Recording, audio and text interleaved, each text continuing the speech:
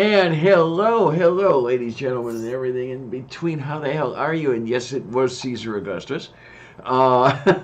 This is the open chat. I am the Lavender Lady Diana Clarion, and with me is the one, the only, the brilliant, the beautiful Kate Farr, Bionic Dance. How are you, dear? I'm all right, actually. I got some meat, I got some Red Bull, I got a full kennel, I got a shot of Quinn Redshift rendering on the render farm. You know, life is kind of good right now, actually. Oh, hey, not all that bad, not all that bad. Yeah. Oh, Actually, I have seriously gotten into the zone with my animation. It's looking good and it's going fast. I mean, I'm starting to think, well, I don't want to promise any release dates for Quinn Redshift, but probably, I don't know, I want to say summertime, maybe.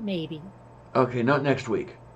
No, although I'm getting really close to that one shot I need for the trailer. So that's the thing is like I've been animating in sequence, and I'm glad I did because there's a couple of times where like if I had done a shot first or early, it wouldn't have been up to par, up to spec, and so like but chronologically that shot I need for the trailer is a couple of pages away in the script, so Alrighty then. yeah. And we got a I mean, little. I could fake it up, and then, when the actual shot comes along, I could just, I mean, because a lot of movies have put shots in their trailers that were never in the actual flick. So, I mean, I could, but the part of me that takes pride in my work doesn't want to. Oh, fun. I'm all kinds of fun. I'm saying I'm waiting until it's quality. I mean, if that was no fun, I'd be like, okay, guys, here's this shit pile I just threw together. That would be no fun. Okay, yeah, You that's know? true. That's true. That's true. And we've got stuff going over in the side chatski over there. Um, we have.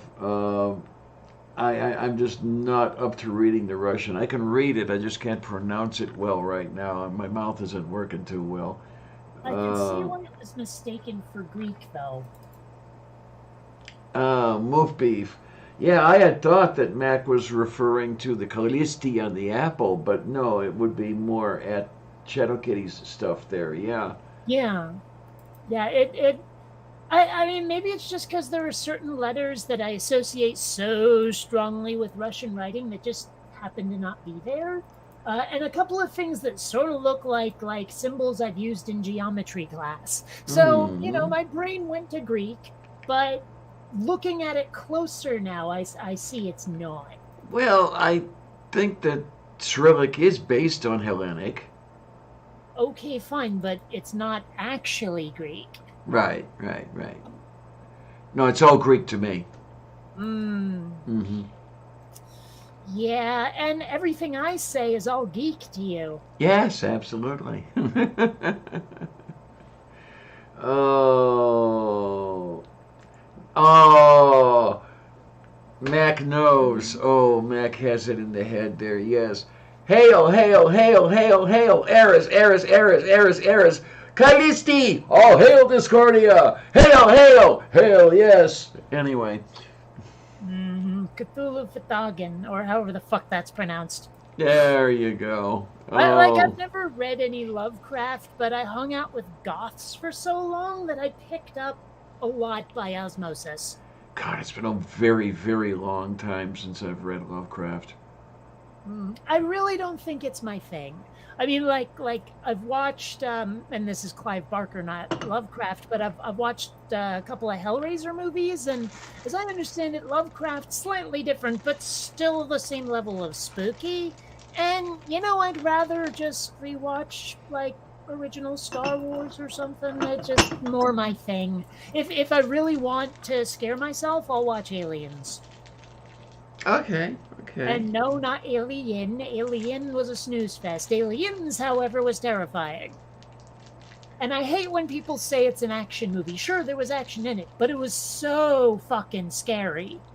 I mean, I don't know how else to put it. It scared the crap out of me. It had that element, yes, yes. You know? Suspenseful. Yeah, well, okay, now, granted, I might be square peg round holing on this one, but I think that Aliens could be very easily turned into a zombie movie.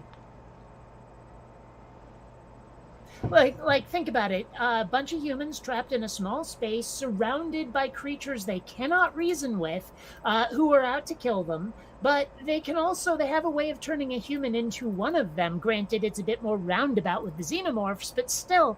And then, like, some of the humans start getting squirrely. One of them betrays them, which, like, destroys their stronghold. And yeah, they get picked off one by one. Aliens is basically a zombie movie in space. Okay, space zombies. I like it. Well, actual space zombies has been done though. Hmm. I'm just saying that, like, thematically, plot structure wise, Aliens would be very easily translated into the zombie genre. Well, wait a minute. Get Mortimer 81 on the staff writing the thing, and you could turn it into Space Jews. Okay, I think Mel Brooks already did that. And then we have the kiddiness over here, walking in front of the camera. Let's not forget, I do have a fair amount of Ashkenazi ancestry, and my adoptive mother, Jewish, culturally rather than religiously, but still. Okay. So if we're gonna have Jews in space, I could totally do it. Well, or at least 33% of me could do it.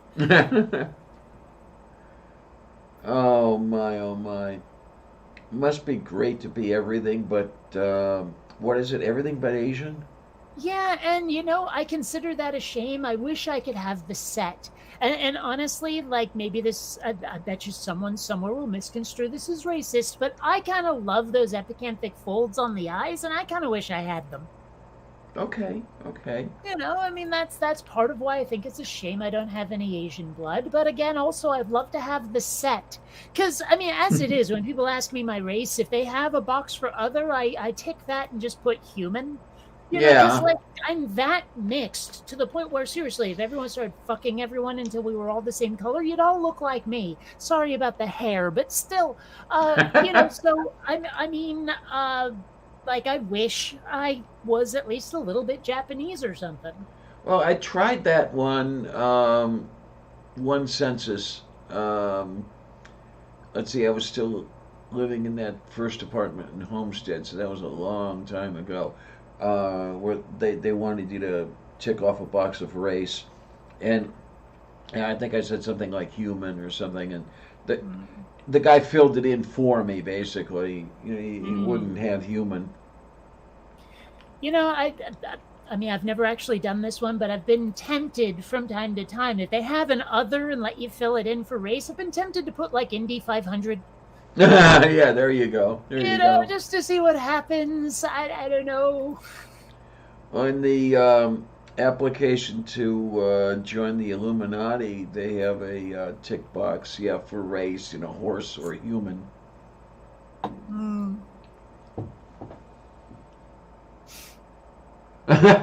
So, Shadow Kitty says you can't understand them and they're out to kill you. Sounds a lot like New Jersey. Yeah, it certainly does.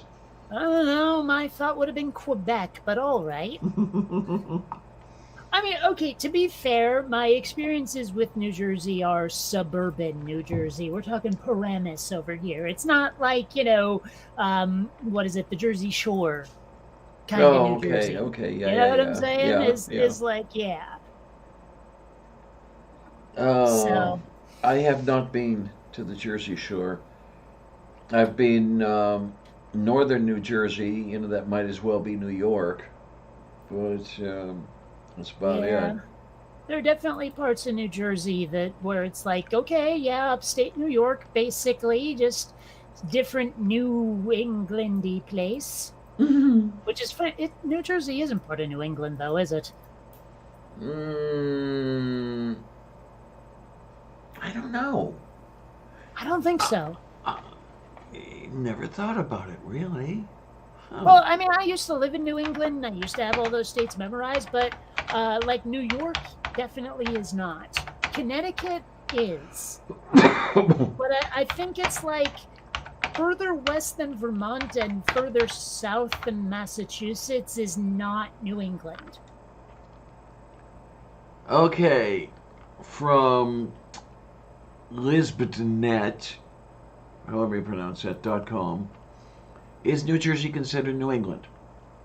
Because New England refers to 6 and only 6 specific U.S. states: Connecticut, Maine, Massachusetts, New Hampshire, Rhode Island, and Vermont. You will notice Hmm. New Jersey isn't in there. That's why it's not This is what I'm considered. saying. Okay. This is what I'm saying. I was pretty sure it wasn't a New England state. But like I No. said, Connecticut, all kinds of is. Yep. Mm-hmm. You know, one of these days I really ought to look up why they named that place Rhode Island when it sure as fuck ain't an island. And I'm not even going to make the obvious joke about roads because it's spelled differently, so you know it's not funny. But no, seriously, like I don't know why they called Rhode Island island. I mean, unless it's like a metaphorical island where it's like, ah, yes, this is our island amid the chaos sea or some shit. I don't know why they would call it that. All right. On 15 July 1663, English King Charles II granted a royal charter to the colony by the name of the Governor and Company of the English Colony of Rhode Island and Providence Plantations. Eventually, the name of the region was colloquially shortened to just Rhode Island, despite the main part not being an island at all. And then we have the ellipsis.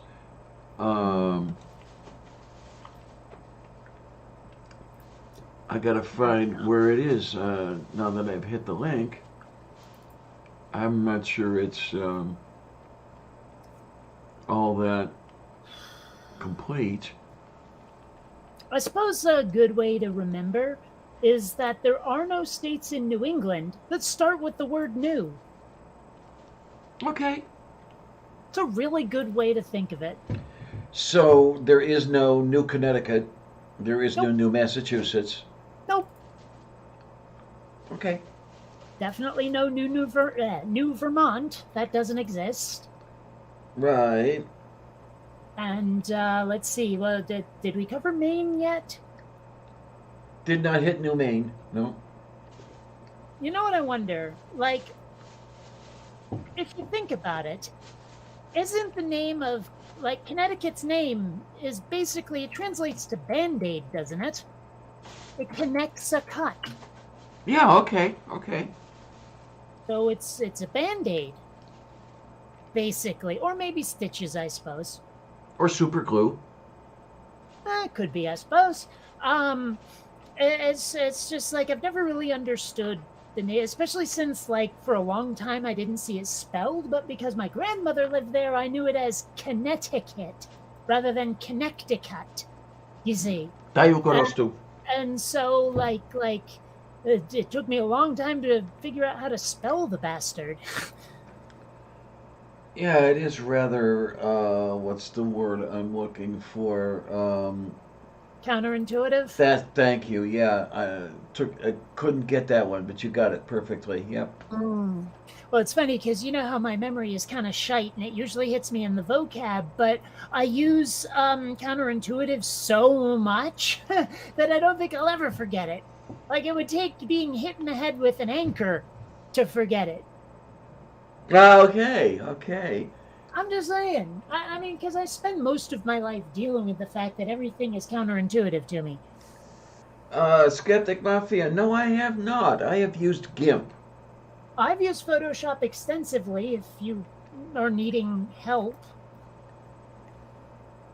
Are you on a Mac or a PC? Because like the commands are different on each one, and I have a PC. But they're not very different. I don't really know what the hell they call it as a command key on a Macintosh. The one that has like it looks like a square with little nubby bits on the corners. Oh, is it the one that serves sort of the same function that the window key serves on the other one? I think of it as closer to like Alt or Control, actually. Oh, okay, okay. But Yeah. it's been a very long time since I've touched a Mac, and I'm pretty sure it wasn't willingly. But Photoshop, I mean, the concepts, the procedures, all of it translates pretty well. It's just a matter of like if you want to use hotkeys, you might have to dig through menus instead if you're on a Mac. Hmm. So, I was wondering oh, about well, that apparently whole. Skeptic Mafia is good. So I don't know what inspired the question, but Skeptic Mafia always has all kinds of interesting questions. mm, Many of them out of left field, and that's what makes them good. well, I suppose. Oh my! But yeah, it's interesting where I um, I buy a keyboard and it comes with this Windows key on it um, by default, as if Yeah. as if everybody is going to use it. Well, again, people using Linux are usually doing it to be counterculture if they're home users. It's hey, look at me, I'm different. I'm an outsider. I'm cool. And it's just not true. And Uh, the world has said no. no, I just got the better operating system. That's all. You mean the one that other people don't use en masse, the one that you have to, be like a freaking engineer to even want to use it. Oh, I'll tell you anymore. They're making the distributions look more and more like wind blows. To the it's becoming scary. In other words, they're starting to get a clue. In other words, In other words, they're starting to get a clue. it's backward, really. No, it's not. And then, of course, the wind shit people, still have to refuse to use the stuff that is looking more and more like their native land, just because they have to be different. The hell are you talking about? I Yes, didn't catch any of that. here we've got this thing that's just like the stuff you're using. No, we're not going to use it because we have to be different. No, the Windows people are going, this is what we're using because we've used it for a very long time and it's what most things are manufactured for. That's why. It's got nothing to do with I'm trying to be different. It's everything to do with, well, this is what you can get in a store. That's the problem. That's the very opposite of counterculture. Horse, horse, horse. Boo boo. It's boo boo. It's what it is. Hey, boo boo.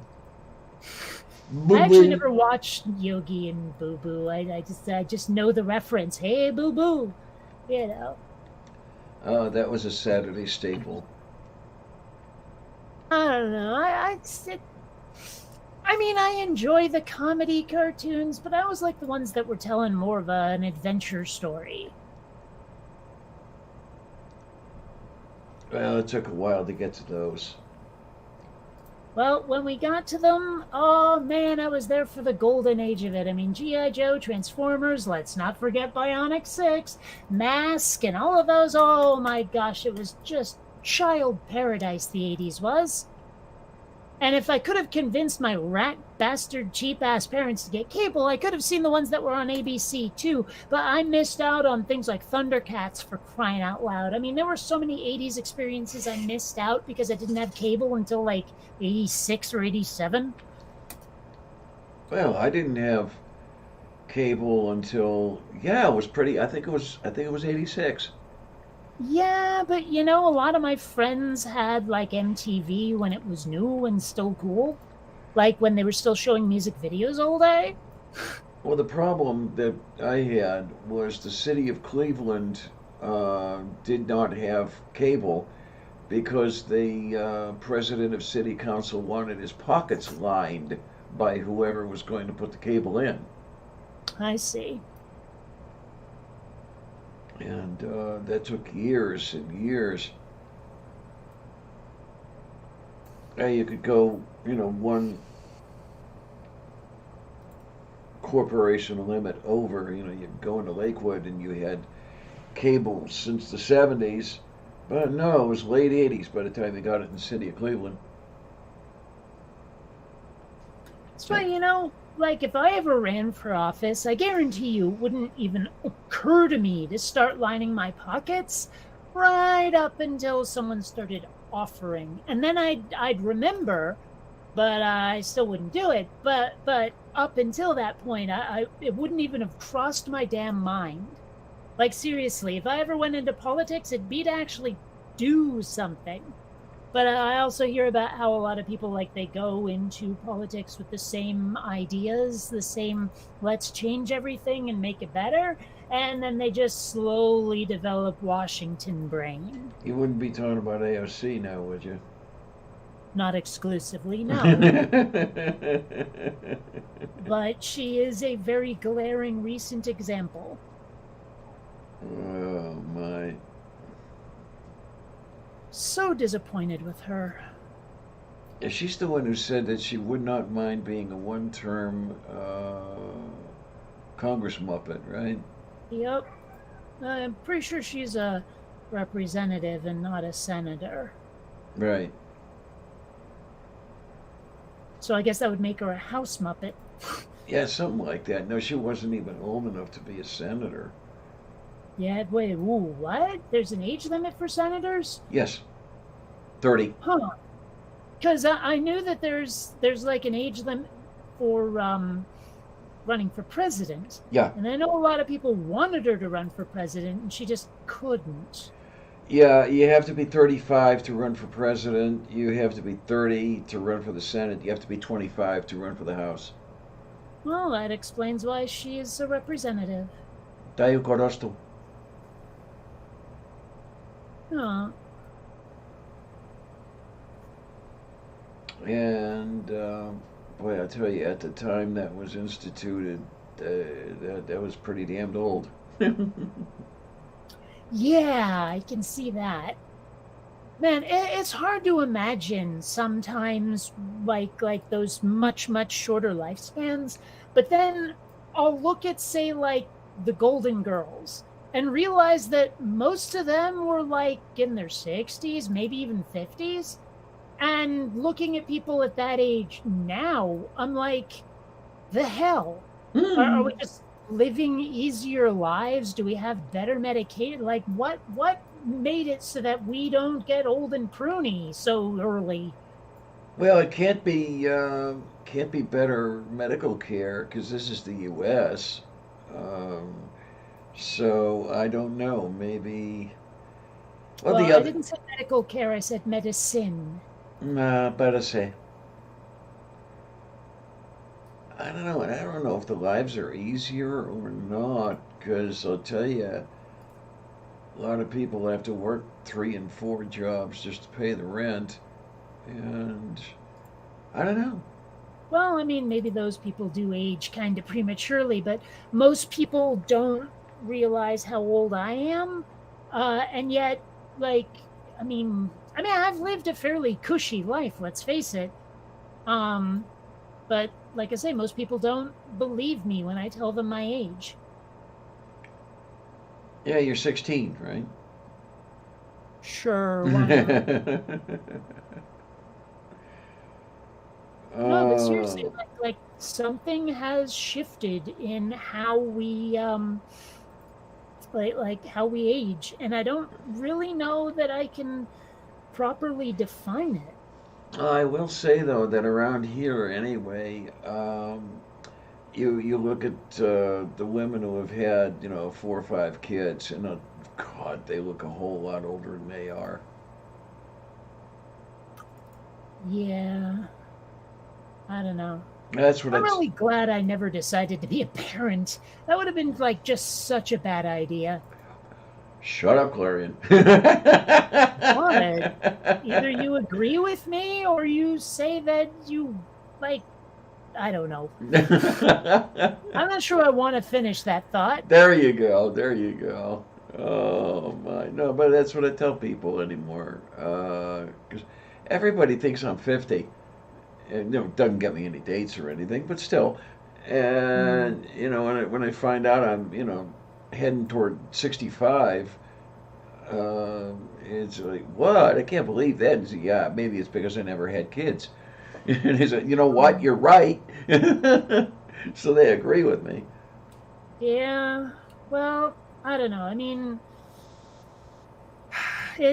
my life would have been so different with kids, and I think it would have been worse. Okay. Less fun, for one thing. I like the freedom of not being a parent. That does have a lot to say for it. Yes, it does. Absolutely. You realize you're selfish, right? I do. I mean, if you think about it, I mean, I'm mommy to two cats, but then again, they consider that selfish. So, it's like the current pope every now and then says something that's like intelligent and good, and then he'll say complete garbage, and it's like, dude, make up your mind. Are you Lex Luthor or not? There you You go. know? Oh, Shadow Kitty. Yeah, I know that feeling. Shadow Kitty says my bloodline ends with me. I'm the last of the Mohicans. As far as I understand it, the branch of the so-called family I was in, I was the last one to have that name, and then I rescinded it. Hmm. So that name is dead around here. I Well, I understand mean, that. I mean, Hmm? keeping in mind you'd never keep the bloodline going anyway. Oh, right. No, being adopted, right. You know, it's one of the Um, reasons why I'm like, I hope my family was never counting on me to continue the family line, even though like the name would not come along for the ride. mm, mm. You know, because I'm not going in that direction. Fortunately, there are cousins who not only have the family name like I don't, but also are, well, and in fact have already spawned. So, Okay, like my then. my cousin Christy has two boys, or sorry, three boys. I don't know. As far as I'm concerned, that's too many, but uh, Eh, I am an outlier as far as that well, attitude goes. I mean, keep it to one because we've already got too many. well, and Um, that side of the family is the Sicilian Catholic side. oh, so that cousin had the lesser number of kids for as far as everybody else was concerned, right? No, well, she's really the only one who's religious of my generation. Like, I've never seen my other two cousins from that side of the family being religious at all. And then there's the like that's my dad's sister's side, his brother's side. Those two I haven't seen them being religious either. Although I wouldn't put it past James because he was in the military, and they kind of sometimes push that shit on Yes, people. they do, unfortunately. But you know, seriously, like Christy is the only one who seems at all faithful, I guess. Oh, interesting. Shadow Kitty says childhood mumps most likely took me out of the gene pool. Okay. It did not do that to me. I had childhood mumps, but didn't end up sterile. Well, I'm vaccinated against mumps, and I'm quite happy about it. Oh my, you're lucky. The mumps vaccine didn't exist yet when I had it. Hmm. I'm not even sure what the hell rubella is. It sounds like some sort of mushroom. But I remember like people kept talking about those MMRs, the measles, mumps, and rubella shots, and I Yeah. was like, I like I seem to remember those last forever, but then I seem to remember hearing, oh, by the way, the ones you have kind of wore off, and you should get it again, and I just don't know what to think anymore. I don't know. Now, the rubella is also known as German measles, if you've heard that term. Hmm. And it turns out that when I went back to school, uh, they required that I receive the MMR and I think a couple other vaccines because I could not prove that I had them, nor could I prove that I had the diseases, which I did. I had measles, I had mumps. You couldn't Uh, get a doctor's note. what doctor? Did you not see a doctor for these things? No, you just it was a normal part of life. That sounds really shitty. This is okay. I had measles in 1961. Mumps, So when you were about 40, yeah, pretty much. Mumps, I think was maybe 65, 66, something like that. so when did the MMR vaccine thingy come out? Let me look that one up. It was later than that, obviously. And Yeah. I'm pretty sure I'm vaccinated against polio, but I don't have that funky target shaped scar I keep hearing about.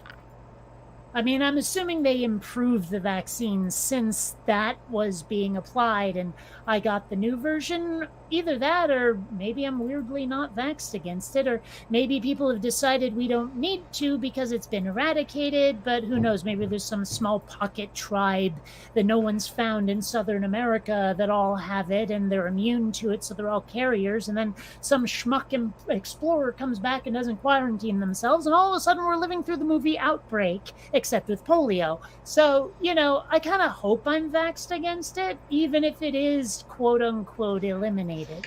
No, I'm confused. I thought that target-shaped scar was smallpox vaccine. No. No, maybe it is. I don't fucking care. The point being is I don't have that. And I Okay. don't know if I should have that scar. Uh, it could be that it was discontinued by the time you made your appearance. Uh, But should it have been? I guess I guess it should have in the sense that it was declared eradicated. I think in what something like 1970. Okay, did you not hear the doomsday scenario I just described that could totally happen in the movies? Yeah, but I think they declared it eradicated, and then they kind of had second thoughts a few years later. When I say a few years, I mean like 20. Um, Sure. but yeah, over here. Oh man, I just missed them both. Huh? Measles vaccine was developed in 1963, Right. and mumps was 1967. Rubella was 1969. It's funny. Maybe it's just me, but if it wasn't a disease, the mumps sounds like a Jim Henson show, doesn't it? It does, yes, it does. I'd give it a try, especially if I was still 6. Tayo Korostu. Because I'm pretty sure I loved the Muppets back in the day. No, I love the Muppets even now. I mean, I do too, but I see them so infrequently that referring to it as back in the day makes sense. I mean, I animal. do remember, like, in the 90s, they started a new show called Muppets Tonight, and I really dug that one. But it's been a while since. Move beef. Okay, Columbia, stop being passive aggressive. If you want lap sits, you can have lap sits. The animal was really great. I Oh, loved although animal. I bet what Columbia really wants is dinner, but it's way early. Animals, all right. I like Gonzo and Fozzie. Oh, okay, Oh, and okay. Waldorf and Statler too. Ah, yeah, there you go. But then again, the best of all of them is the Swedish Chef Eh, I can take or leave. and the Count. That's Sesame Street. Well, they stock that from the Muppet Bestiary, right? Yeah, but he's not on both shows. Right. One show I am on. I Anyway, mean, by that definition, Yoda is a Muppet, which he technically is, but he's not yeah, on the show. Dayo Korostu. See how that works, everybody?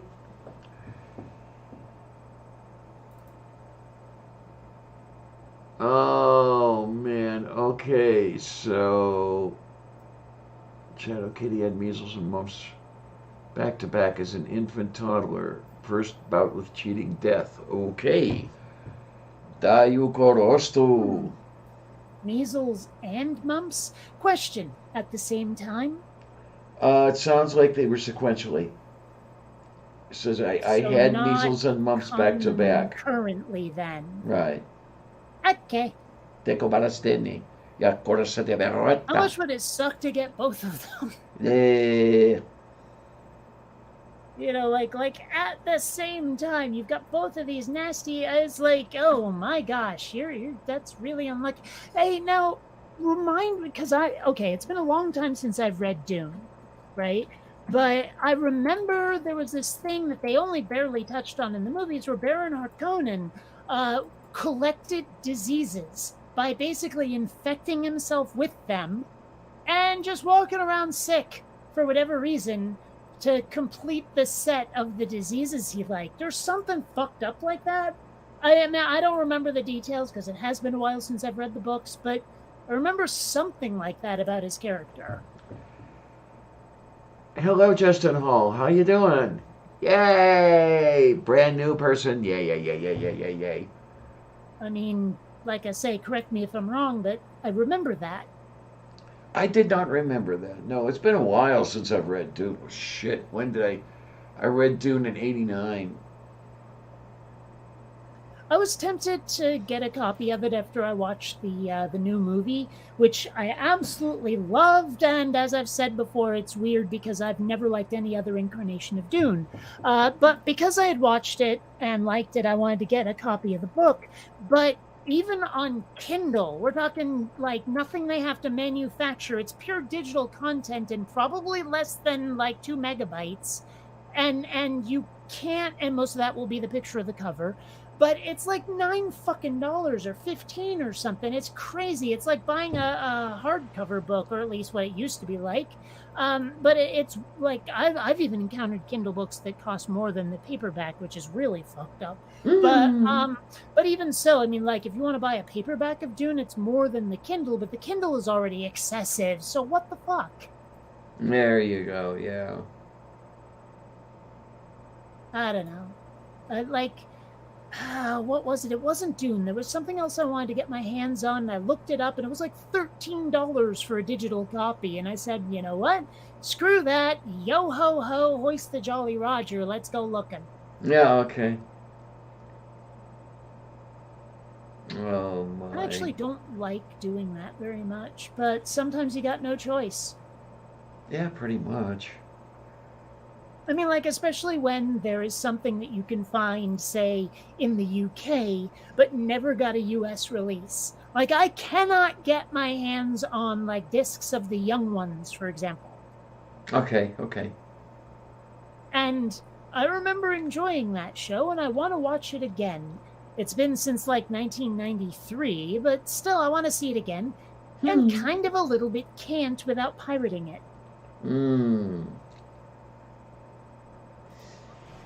And I've come to adopt the philosophy that if they're not going to put it up for sale, then I can pirate the fuck out of it as much as I like. Okay. You know, Yeah. like if you're not giving me the opportunity to pay you for it, then I'm just going to take it. There you go. You know, especially since it really costs you nothing, you know? I have been tempted to apply that to movie theater snacks, where it's like, look, I wanted goobers and you only have Raisinets. I wasn't going to buy the Raisinets or any other kind of candy. So whether you let me keep my goobers or not, you'll still have the same amount of money. Yeah. You know? So if I'm going to sneak in some goobers when the theater doesn't have them, I think that's legit. You know, I mean, if they have them and I sneak them in now, I feel like a thief. Okay. Okay. But if I can't buy them, then I feel perfectly within my rights to bring them. I do have to wonder though. Well, supposedly there is the explanation of why the concessions at the motion picture theaters are so expensive. Oh, yeah, it's because they can't, they don't make money off the ticket sales. That's for the studio. But that's not even a little bit my point. My point is that their selection is small, Yeah, and if they lack an item I want, I think it's legit to bring it. I can understand why they say they do that, but what I don't understand, and somebody would explain it to me, please, why a hot dog costs you $12 at the ballpark. Well, I don't know. Because Does it? well, not exactly $12, but it is excessive. I think the last time I bought a hot dog at a ballpark, it was like $4 or $5. That's not that bad at a like a baseball park, a sporting event, any kind of event at all. That's not bad. Not bad in the least. Well, when you're Three, comparing four it to dollars. other sporting events, yeah. Now, when you're comparing it to a hot dog at 7-Eleven, it's another story. Well, I wouldn't even buy one at 7-Eleven to begin with, but the point is that you are at an entertainment venue and they will overcharge you for the concessions at the entertainment venue. Doesn't matter, they just will. That's why they have signs up that say no outside food or drink, because they want to be able to sell you their overpriced nonsense. Yeah, and I just don't understand how they justify it, but I guess they just don't bother. No, that is how they justify it. It's to gouge you. Oh, in other words, they don't bother justifying it. I got you. Said we want to. That's it. Well, basically, although in some cases, I mean, with like say the movie theaters, it literally is to pay the employees and keep the lights on Yeah, because yeah. studios take most of the ticket price. Hmm. And like for all I know, there's some major league baseball organization that takes most of the ticket prices, and the stadiums have to keep themselves afloat through. Well, a lot of them are corporately sponsored, but also probably through the concessions. That's the other one that gets me though is like baseball, for example, doesn't even worry about putting arses in seats at the stadia because they make all their money through television, basically. I don't even think it's radio anymore. Um, but the television contracts are where they get all their cash. Well, I mean, if that's what keeps you going, that's what keeps you going, I guess. Because I don't know if I'm going to be able to go to any more games as far as that's concerned. Because the last time I went to a game, which was this past September, um, I almost couldn't get in because of my backpack. Hmm. And my backpack is I carry. That's my purse for fuck's sake.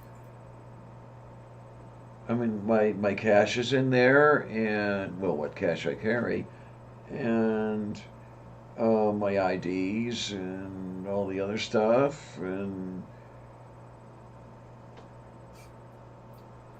all the stuff I need to have with me, that sort of thing. Well, I will say this one nice thing about being at least soft butch, kind of tomboyish, is you can wear jeans with pockets. You know, sure you have to get them in the boys section, but you can wear them and no one really bats an eye. And that means I can walk around with a wallet. You know, Yeah, okay. I don't need a purse, a separate bag, something someone can swipe. I mean, hell, I wear the wallet in a front pocket. I will feel it if someone tries to lift it. Okay, yeah. So, I mean, it's much handier. Like I don't have to pretend to be Malibu Barbie, and that opens up a lot of freedom when it comes to what I wear. I just, I like not having the wallet in my pocket. To me, the wallet in the pocket is uncomfortable. Well, I mean, I'm not going to say it's the most comfortable thing in the world, but at the same time, it's just worth the convenience, I think.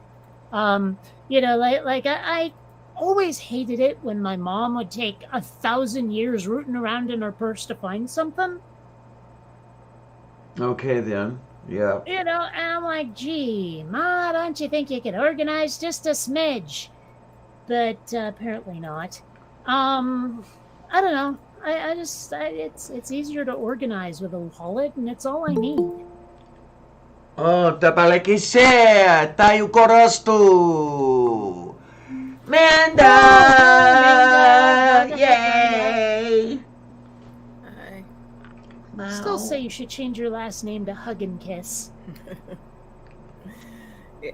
What is that? Is that a doll in the toy store or something, or what? No, Amanda yeah, Hug and yeah, Kiss. Hug and Kiss. Oh, shut up, Austondia. Yeah. It's not like I want to keep my last name. It did belong to that man, so Moo. it's kind of a cool last name though. I'm gonna dox myself, but you guys know it. So Yeah. anyway, how are you, lovely ladies, this evening? Oh, little bit this, little bit that. Go for me, go for you. What can I say? How about you? I dyed my hair Okay, then. because it was So like it's this not just much. the lighting. There was like this much of my actual color. The thing is, like, I'm not gray at all, but my real hair color is this like really mousy brown. So the contrast between that mousy brown and just coming out a tiny bit and the bright red, it looks kind of gray, and it's Bleh. that's what I did today.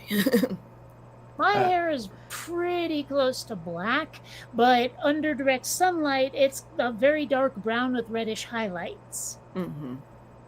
which, That's you know, cool. is pretty all right. Yeah, I just wish that the texture and shape of the hair was better. I know you hate your hair. Mine is really, really fine, very, very fine. So it feels super thin. Like I wish I could make one of those chunky braids that some people have. But if I do a braid, like literally, it's this just tiny, like by the end, especially, or anything past like here, it's just all of my hair is just this tiny little bit left. My hair Dude, is you should like super get fine. dreadlocks and cornrows. No, I'm kidding. I've seen like white women in with cornrows, and considering just how fine my hair is, I would literally have like I would look almost completely bald. It would be awful. Moo. Moo. I don't know. I've often wondered what it takes to maintain those. I've never looked into it because I never wanted them, but Yeah, what do? Do you have to take them out and re-put them back in periodically, or something? Because the hair grows, so you're going to have this cornrow at the end of straight stalks, right? Mm-hmm. well, and then Yeah. there's like dreadlocks, for example. If you want those out, I mean, I understand it's a lot of work. Is it? Don't you just have to basically cut your hair all off? I've heard of people who've managed to reverse them. I don't know if those stories are accurate, but I've heard of it. I couldn't hear you. You look. No, I'm on a fucking stream. Christ. Check up Orostayake.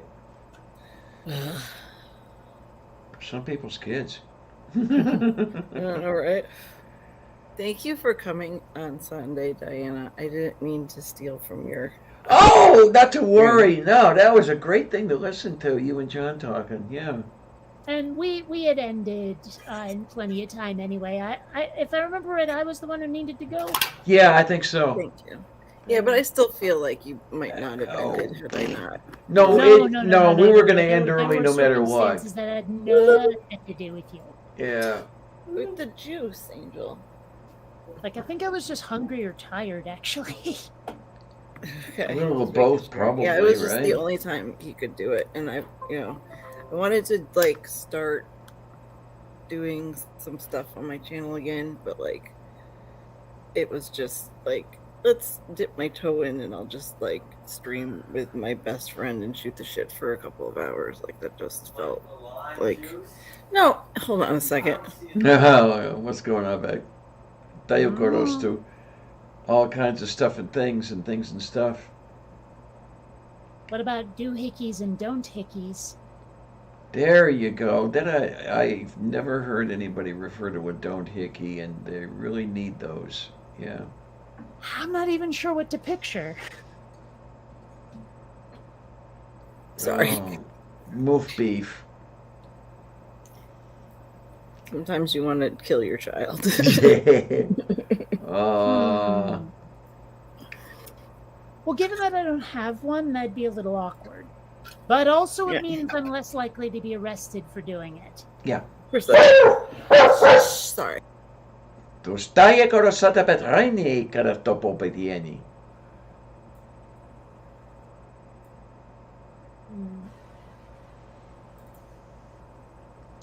That is nice peeking chore that is back there to hanging to making.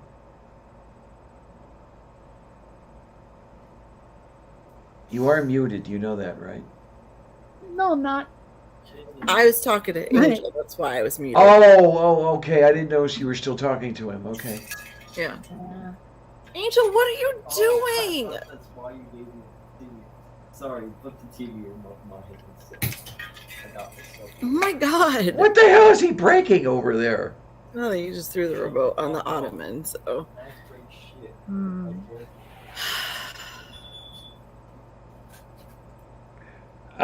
I was hearing what sounded like an entire Mikasa set hitting the floor. If I don't know, No, anybody- I thought I just um, heard like a pot or a pan drop. No, it was like, stop! Fucking, whenever you open the doors to the outside, they make this beeping sound. And it was the same sound that was in my house, so that always meant that my father was coming in and out. So she would always bark, so she barks now. But anyway, no, he threw the remote on the ottoman because like I handed him the remote, so I had a room. I have this little tiny table next to me. I just wanted to move it, and he's like, okay. And he just turns the TV on. He's like, what? I'm just a dumb white boy. Because I heard what sounded to me like crash, tinkle, tinkle. Yeah. Oh, see, I heard what sounded more like crash, crashity, crashy, crash, like cymbals or like someone dropped a cooking pot that had a colander in it. Yeah. Yeah. You know, that's what I heard. No, just him being loud and dumb. So anyway, I've had a rough couple of days. My pain has been really fucking bad. Like not able to move, get out of bed bad. Yesterday was worse than today, but so like he tries to make me laugh, but doing the dumbest shit possible. Okay. So Okay. it's like laughing, but also like, what the fuck, Angel? Gee, that doesn't sound familiar now, does it, Kate? No, not at all. Can't even tell you how many times I've wanted to light my dad on fire for not reading the room. Like seriously, like I'm in the most tense situation ever, and I'm like ready to chew nails. I'm very unhappy, and like he starts trying to crack jokes, I guess to lighten the mood, but it does nothing more than make me extra tense. Mm. You know, like seriously, when I'm stressed, cracking jokes will make it worse, far, far worse. Mm. But I can't seem to communicate that to him. No matter how many times I've tried, it doesn't take. No, they seem to, both your parents kind of seem to tend to completely just not listen to, like, your feelings aren't valid to them at all. It seems a Mhm. lot. That's kind of I don't know. Is it that the feelings are not valid or they just don't notice? A little bit of both. Okay. When I was standing at the sink in the bathroom and I was putting the hair dye together, you have to mix everything up. So I'm like sitting at the sink and I'm looking and I'm not paying attention to anything going on around me. I have this tendency to really like get in my head. And I look up in the mirror and he's standing right fucking here. Like he just looked up on me and just stood there like this. Yeah, it's funny. Okay, I mean, slightly off topic, but still related. I used to dye and color my hair, and it just ruined the hell out of it because my hair is already brittle. But like one of the dye kits came with this conditioner that was the best thing I have ever freaking used, and I cannot find it all by itself. Right? Yeah. It was perfect for my hair. It did exactly what I want it to do.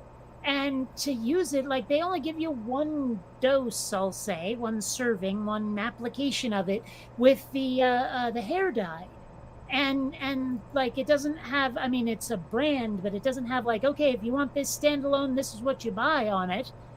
So I was like, damn it. How can I get this magic conditioner without having to pay like $16 a pop? I that's one of the times that my like lack of hair is a good thing, because I can get at least 2 or 3 uses out of that stuff. So yay for that. Wait a minute. Lack of hair. What?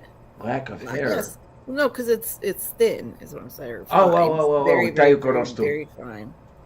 It does feel nice too. That's another thing, because it's so fine. It's like it does feel very silky. I do like that. That's about it though. Otherwise, I hate that it's super fine. And I had Anyway, can you tell I'm a little stoned? Sorry if I'm babbling. a little I don't know, bit. can you tell I am? No. Yeah, no, it's a hybrid. It's from my favorite brand. It's also a live resin cart, which is pretty cool. And like seriously, I love this brand. So probably later when the stream's over and I've fed the cats and everything, I'll do what I like to do, where I put on a movie or some really good music and just sack out on the living room floor and couch lock for like a couple of hours. Oh, okay then. Yeah. Now, there's But something. then again, this is a hybrid rather than indica, so it might actually energize me a bit more than usual. That's what I had to do yesterday, because I had to like go out in the. Like, I woke up in the morning and I knew, like, you just know when you're gonna have a bad day. I could just feel like my whole fucking body hurt. I did not want to move. I knew I had to like go out into the world. And so yeah, that just made it worse. So when I got home, I smoked a lot, and it was just the pain itself can be really exhausting too. And I think I fell asleep like fucking 9 o'clock, 9:30. Passed out. Like Angel had me set up in here in the living room, because I can sit up easier than I can in the bed, and so I fell asleep basically like this with the computer in my lap. So Oh my, oh my.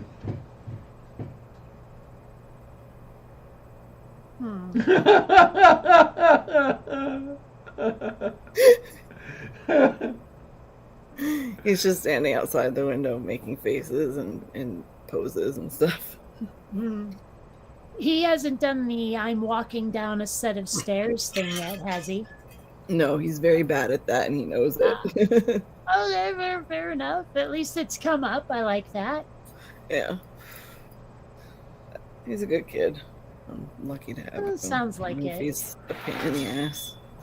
I mean, like, I don't know, do you guys butt heads much? Because I know me and my parents had all these conflicts and shit, and I was like, I know some people where they have these relationships with their kids that's like beyond healthy, and I'm sitting there going, how do you do that?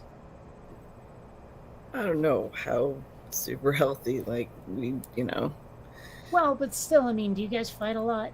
No, not really. Yeah. I mean, and if we do, we apologize right away, and yeah, and Well, I mean, like, I've been sort of like, I didn't really mean to start another conversation with my mother, but we ended up in one. And I was explaining, like, some of the stuff that she'd done and how it made me feel. And her reply was, "Oh, I'm sorry you felt that way." And I said to her, I noticed that all of your I'm sorries are always I'm sorry you. yeah, Never oh, I'm sorry no. I. And I actually got her to give me an I'm sorry I did that, which may be progress, I don't know. But I mean, seriously, that is something that has bugged the crap out of me my whole life, is Yeah. that I can't get the I'm sorry I did X, Y, or Z. No, I try really hard to always focus it on myself. Like if there's we butt heads every once in a while, especially now sharing a bedroom. Like at least this place we have the bedroom and the living room, and like we can separate and stuff. But I mean, the past since we left, we've basically always just had to share a bedroom, and there were some places where it literally was just one room with us. So but we still don't he can put his headphones on and just zone out the world and be okay. And if we ever get to the point of yelling, which is very, very rare, like I said, I immediately go and cool off and then go back in the room and apologize and explain that nobody ever deserves to be treated like that or talked to like that. It's not okay. That was on me, that kind of thing. So Yeah, I've never gotten that from my parents. Jeez, yelling was all those two ever did. I just I know I'm not perfect, and sometimes you just yell, especially with kids. Usually it's something that he scares me about. He'd do something that scared me, that made me worry for him, like if he's late or whatever. I'm really bad with that. Even if he's 15 minutes late, he knows I'll freak out just because that's the way I'm wired. I was raised by a Jewish mother. Yeah. There you go. So, he knows, but he's aware of it. So he will almost always be there on time. If not, he will, tell me, say something or whatever. But it just, sometimes it doesn't happen. Sometimes he's late or something happens and I get upset and my emotions end up turning into anger. Well, I mean, I think it's at least partly because I'm neurodivergent, but I am very anal about being there for appointments. I have that philosophy of if you're early, you're on time. If you're on time, you're late, and if you're late, that's unforgivable. That's how I live my life with regard to schedules like that. Yeah, super early for everything. And so, my parents, on the other hand, love to take this sort of la-di-da approach to like schedules and stuff, and it's 10 minutes past the time we're supposed to go, and they're already they're still making bathroom breaks or getting something to eat or making a last minute phone call, and all that shit. And I'm like, dude, we have a schedule to keep here. I have somewhere to be. You're holding me up. There's no consideration for other people's time with those two. I hate that. I have my issue is because of my history of abuse. I need, structure, and I need patterns and stuff like that. So whenever a pattern is off or something like that, something scheduled is off, it just freaks me out. So I can't help that. No, I get you. I mean, it's not exactly the same with me, but I get you. I empathize. Yeah, I'm just saying that's Moo. I am. Ugh. Well, in any event, I mean, I like to. I guess the reason why I try to be early for everything is just basic ass courtesy. It's I don't want to make anyone else's day worse, and I think being there and them not having to wait for me is polite. Yeah. It's courteous. It's what you should do. But not everybody lives like that, I guess. It's just plain unfair. I feel the same way. I try my best to just treat people as I would want to be treated myself. So you wouldn't want to make somebody wait for you. You wouldn't want to be, somebody to be super rude to you when all they're doing is delivering you food or something. And it wasn't even their fault or whatever. Just try to be extra super duper nice to everybody. So, because that's what you would hope for in return. So I've always taken issue with the phrasing of treat people how I want to be treated, because I know there's ways I want to be treated that other people would hate. Now, I realize what's meant. I realize what's meant by it, but the pedantic part of me is there are things I do for some people that I would never want done for me, kind of thing. Yeah. I get it. Yeah. But I understand they mean more on a meta level rather than specifics. That's true. Oh, hey, that shot finished rendering. I can turn off the render farm machine. Yay! Yeah, that was I think it was shot number 304 or 305. I think it was 5. Out of No. 19,768,000. I don't have a set number of shots. Hush you. But given that, this is well into Act 3, I suspect we won't see much more than another 1 to 200. Okay, then. But don't quote me on that. Especially since a lot of the present, like I'm in the middle of an action scene, so a lot of shots are a second or less. Could be. Anywhere from Wow. like half a second to 2 or 3 seconds. But I mean, the pace is very frenetic. It's just amazing the way that stuff works. I never really understood the units into which you break things up and then sew them back together and the whole, like these shots. What constitutes a shot? And I mean, Anytime you switch from one camera to another. oh, okay, okay. Well, and even then, you could do a jump cut as well. Like the camera is still pointed in the same place, but you stopped the film, changed the set a little bit, and then started the same camera back up. Like if something magical happened and the room rearranged itself or some shit. I mean that would technically be 2 shots, even though you didn't switch cameras or switch angles or anything. Okay, then I think I get it. Yeah, but basically, yeah, if it's like one continuous bit of film is a shot, or one small glass full of rum. Yeah, you got there Yeah. before I did. Well, but like knowing how to time your shots, knowing how long a shot should or shouldn't be, is kind of an instinct thing at this point. I'm not sure how much of it I picked up just from watching movies and how much from going to film school, to be honest. But having the bravery to decide that like anywhere up to half of a shot is just too freaking long, and you cut out something you lovingly created for the sake of the flow of the film. I mean, that does take some guts to do that. Some like because I look at that beautiful, beautiful shot, and I'm like, I don't want to get rid of this, but I have to. So there's things like that. I mean, there's bits of filmmaking that go on under the hood that most people don't know a damn thing about. I've had to cut out like parts of papers and stuff. I know it's not the same thing, but I know something is too long, and maybe paragraphs worth of stuff that is unnecessary, even though it's like could be your favorite part of the research you're doing, but it's not, it doesn't fit in at all to what you're writing about. It just, yeah. And when you feel it kind of sucks.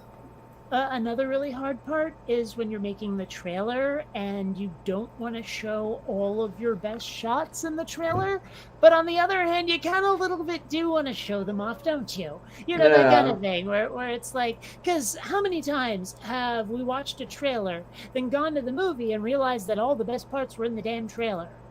Mm-hmm. And it's like, well, I could have stayed home and saved a bunch of moolah, I guess. Or sometimes they put stuff in the trailer that they cut out, wasn't even in the movie. I've seen that happen.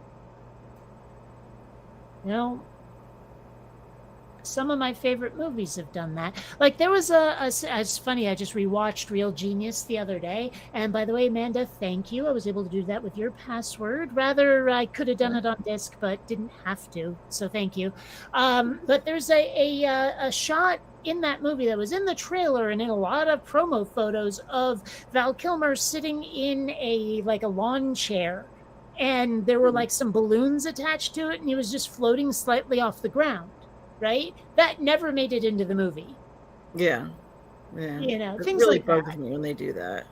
Yeah. Especially when it's something that you like super want to see too. So Doesn't happen to me a lot, thankfully. They had something, they had made a Star Wars toy actually that was leaked, and everybody was really excited about it because it was C-3PO with Chewbacca's arrow blaster thingy. Oh, the bowcaster. Yeah, except it was never in the movie. They cut it out. So yeah. I'll be honest, I'm surprised 3PO only got destroyed as many times as he did. Yeah, I mean, he's worse than useless in a battle. And he's annoying as fuck, so. There is that too. He's like the Yeah. prequel to Jar Jar Binks. Not Well, quite it's- as annoying and obnoxious and childish, but still kind of. Well, it is weird to me how robots seem to only come in 3 flavors. There's either like snarky as fuck, there's neurotic as fuck, and then there's monotone as fuck. And somehow Data managed to be at least 2 of them. And hello, Trusty Ape Podcast. Hello, hello, hello. Wrong. Like seriously, Data was both neurotic and monotone, whereas his brother Lore, on the other hand, psychotic and neurotic. Mhm. But I mean, okay, granted, I guess I should have said psychotic along with the other 3, but that's often an effect of one of those 3, if not more. So, but yeah, I mean, Lore definitely qualified as arrogant as well. I would say that R2D2, arrogant. Yeah, definitely. And kind of monotone, but If you think about it, R2D2 was the one that drove Anakin to. I saw a meme about it. He drove Anakin to the Jedi Palace when Anakin slaughtered all those younglings. So R2 is what is the word? an accomplice. Accomplice. That's it. To Anakin's slaughter. It sounds like he was the Younglings. Wheelman. Yes, exactly. Still makes him Mind legally you. liable. Well, I mean, does it? Like, if he didn't know Anakin's intentions, but just gave him a lift, Hmm.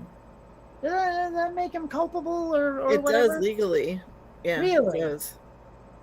That's kind of shitty. You know, like if I gave a friend of mine a lift and then drove away thinking all I did was take Bob to the movies. You know, Yeah. dropped him off. And then he goes on a rampage during like a screening of Miss Congeniality 7 or something. And you know, like they go, okay, how'd you get to the theater? Oh, my friend Kate drove me. All right, Kate's in jail. I mean, that's bullshit. Yeah, it is. I don't You know know. what they expect, for you to read the future or Psychic? something like that. I don't know. Like, I mean, unless Bob had actually told me he was going to do a slaughter, and if he Do had, a I wouldn't have slaughter. driven him, you know? I mean, I'd love to believe a jury at least would see the sense of that. You know? Yeah, and I'm sure it does come into effect in sentencing, but you still will end up with, that charge. Oh, well. It is what it is. Yarp. Oh, jeepers, it's after time for feeding the cats. I'll be right back. Oh no, you cannot leave the kitties to go hungry. Damn human. My doggo's sitting on the couch over there. Woof. She, the bedroom is over there, and then the bathroom is, we have to go through the living room past the kitchen all the way to the other end. And she will come and follow me and sit right outside the bathroom in the middle of the night when I pee. I don't know these puppies. I don't know what they do. She just doesn't like, not being able to see me. Like, she will follow me everywhere. I snuck out of the bedroom one night when she was still asleep in bed. I was really quiet and snuck out, and she woke up and she comes running out and panicking, looking around. And then she looks at me like, "What the fuck, Mom?" I don't know, some people's puppies. I don't mind. You did this to this puppy. That's what you did. Yeah. I've been around almost every day since we got her. I've always worked from home and stuff, so I was in. We got her is when I lived with Brian, so Angel would go off to school and Brian would go off to work, and it would just be me and her. So Moo. she just always been around. I don't Your know. kitties don't follow you everywhere? No, Miranda used to. Miranda was neurotic as all hell. I couldn't sit down for any more than 15 microseconds before she'd be in my lap.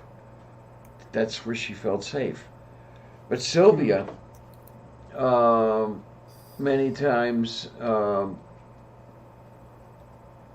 wake up and find her out here in the studio, where she was originally in the bed, and she'll have got up and come out here and sacked out in the cat cradle or whatever it is. And yeah, she's got her own mind, and that's okay because she'd probably get sick of me if she had to stay in the same room with me all the time. Someday I hope to have Doubt someone that. else's mind. I think, that'll probably involve a bone saw and a melon baller, but I hope to have someone. Yeah. I don't think Oh. she would get sick of you, Diana. That's crazy. Although Wait. cats aren't quite as attached as dogs are. I've been seeing reports that say that ain't true. Well, I- overall, I think. Like I said, Yeah, my obviously they're gonna be think individual it's cats. actually a matter of humans not understanding how cats show affection. But like, there's a lot of people think cats are all aloof and crap. But if you know how to read them, they're really affectionate and attached. I mean, Xander's quite the attention whore, and I'm pretty sure he's attached to me at this point, given how often he comes up to me and he's like, "Okay, pay attention to me, love me, play with me," So, yeah. Oh, I was just telling Amanda that my Miranda, oh God, talk about attached. I couldn't be in the chair more than 15 microseconds, and she'd be in the lap, and she's, I'm not moving. I'm here, right now. Yeah. And even if I had to take a piss, it's like, yeah, Miranda, I think I've got to go to the necessary room. Necessary. Meow. Mm. I really do have to go take a piss, Miranda. Meow. Really, I do. And finally, I have to stand up, and she's clawing onto my trousers, just holding on. It's like, and then she finally But drops off and runs and hides.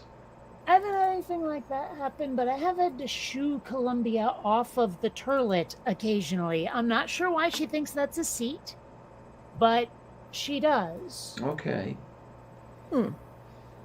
I mean, I guess it's technically a seat, but Do not you a cat put the seat. lid down, though? Well, yeah. Okay. What are you picturing? Her, perched on the side. You said... I- Well, who actually, I do know somebody who had trained her cat to defecate and urinate into the toilet bowl. I don't know. Maybe, Nice. maybe it's just me. I make a habit of keeping everything down and covered on the toilet seat when I'm done. Yeah, I Even do if the I same. tried, though, he wouldn't. I'm lucky that he never leaves the toilet seat up. Probably because he sits to pee most of the time, to be honest with you. Oh, I'll tell you, it's cleaner that way. Really. I've been tempted to bolt the seat down because every time I have a male visitor, guess what they do? They leave the seat. Yeah. So I mean, what is it with that? Why can't boys just close the lid? Yeah, when I stayed at that Zach guy's place, the asshole that yelled at me, he would piss into the toilet sometimes in the middle of the night without even lifting the lid. So he would piss all over the seat and just leave it like that. What, was he drunk? No, he never drank. He was just inconsiderate and a dick. So. But I mean, I could see peeing on the seat, but not even lifting the lid sounds like brain damage. Yeah, he did it in, he had the weirdest sleeping hours, and I don't know, he was a weird dude, and after him screaming in my face like he did, fucking whatever, fuck that guy. But Well, no, fair Angel enough. never, pees all over the place and always leaves the seat down, even if he does lift it, so. So it's That's very one thing about being raised by a single mother. They tend to Mm. use the toilet seat better. Okay then. Be more respectable about it, because I probably, have explained to him way too many times. I am a woman. I have to sit and stuff and whatever. Yeah, but the whole standing thing, you do get that splash, Yeah. and it gets all over the place. So I don't understand why even guys just don't sit and do the Yeah. piss and everything. Why not? Well, Yeah. I mean, I've before heard I some started guys say crazy things, like. Okay, I know this one dude who, he said, I have a beard because it reminds me I'm a man, and I'm like, you need a beard as a reminder, dude? And it wouldn't shock me to discover that same attitude is like why guys stand. I don't know, maybe. Yeah. Like it's the manly way to piss. I've heard men pick on other men for sitting when they pee. Like, Oh, what the hell, man? I have, I've goddamn tonight, and we have another guest that's a male that'll be on. So I'll be on with 4 dudes, and I'll ask them. So I mean, well before I started my transition, I was sitting because it was just neater that way, and everything was cool. And what are you gonna do? So there was no transition when I started transitioning. If you get my meaning there. yeah. Oh. See, you've always been a woman because you wanted to keep the bathroom neat. That's gotta be it. Yeah, you never met some of my exes. I'm just saying, and I'm not exactly the neatest person in the world either. I had an ex. But in my case, sorry. I think it's more like you get those like absent-minded professor types or the author who forgets to eat kind of thing. Oh yeah, I That know the type. happens to me a lot. Like it's not that I'm a slob; it's just that my time is budgeted for other things. I had an ex that, to this day, I'd never heard of this, but he would stand up and face the toilet to wipe his butt when he pooped. Huh? Yeah, I don't know. So there would end up being all of this, like, bits of toilet paper on the rug. And I, for the longest time, couldn't figure it out. Like, why is all these bits of toilet paper? Because I don't know why he did that. What the point of that was. How is that not gross? You're getting shit all over the ground. Yeah. Like, even if it's just the toilet paper itself. That's so fucking weird and so fucking gross. Well, it also sounds so fucking inefficient. I mean, like I don't know about anyone else, but my tuchus is a bit more clenched when I'm standing. Mhm. Yeah. So what the fuck? You know? No clue. No clue whatsoever. I would much prefer a bidet as far as that goes. Just wash, for fuck's sake. Yeah, okay, here's the thing about a bidet. I mean, doesn't it just sort of leave your ass wet? I mean, unless there's a towel there somewhere. I guess there's got to be a towel there There's somewhere, pressure. somehow. I think there's a lot of pressure behind it. Okay, It's but not just like a splash, like it's a jet. But yeah, there's the water Okay, left but- behind, though. it still seems to me like your butt's going to be soggy by the end of it. Yeah. Hey, ox, honey. In ancient Rome, they used to have like this communal toilet in the center of town that was just a bunch of toilet seats, and then what they used to wipe were just sponges on sticks that everybody used. They would just like put it in a bucket of water or whatever next to the toilet, and the next person would just use it. No wonder these people live to 27. Yeah. Isn't that the most, like, just even thinking about sitting around a bunch of people like doing it, let alone using that stick? What the I fuck? can only picture the smell. I know. I mean, I think if it was me, I'd like do it in a bucket at home and then go empty it in the public urinal. I'm sure know? that they had places at home too, but like this was when they were out in town or whatever. I had to do that when It's nasty. I had to do that when I didn't have indoor plumbing. You basically shit and piss into a bucket and then dump it. And waited until late at night and dumped it in the street sewer. Ugh. Well, back when I was living in Vermont, this was before the move to South Burlington. We lived out like in this farmhouse, and for whatever reason, they decided to get this thing called a Clevis Multrum, where basically, I mean, it looked like a toilet, but it emptied into this big vat under the house that you then use for like fertilizer. Oh, yeah, okay, yeah. But the thing is, this is Vermont, and that thing is pretty open to the air, which means that like in wintertime you freeze your ass off using it. You know? Mm-hmm. Like I mean it's not much, it's just a slight draft, but even so, like there's a definite temperature difference between the room and when you open that lid. Mm. You know, plus I was very young. I wasn't even 6 yet. I always felt like I was going to fall in. Hmm. Well, don't laugh. I'm serious. Oh no, I'm laughing. Because I remember that. Yeah, I know this. Yeah. Yeah. The cottage that Bobka and Detko had a outhouse attached to the back of the garage, and there were times that, for whatever reason, we actually had to go out and use that outhouse. Oh, I have some memories. Yeah. Yeah. I mean, because I was pretty little, and that hole was pretty big. I mean, I'm sure I could have caught myself if I started to fall, but it was still scary. I was Yeah. 5. Mm-hmm. No, like Diana said, I was just remembering the same feeling. I wasn't Yeah. laughing at you. I remember when I was little, my mother, like when we would go to a public restroom or actually to any place that wasn't our house, even at her like friends' houses or if I was at a friend's house, and she would take me into the bathroom. She'd first wipe down the seat and then she'd take toilet paper squares off and like line the thing. Yes. You know, I've never really been able to successfully use a seat cover in a public toilet. Like Yeah, something they're about it, I hard. can't position it, or I sit down and the wind of my sitting makes it move, and all of a sudden, so I just don't Yeah. even bother anymore. Yeah. I know what you mean. I try to hover as best I can, but some days my pain's really bad. So Yeah. Or The thing if with I the was at the toilet- club and drunk enough.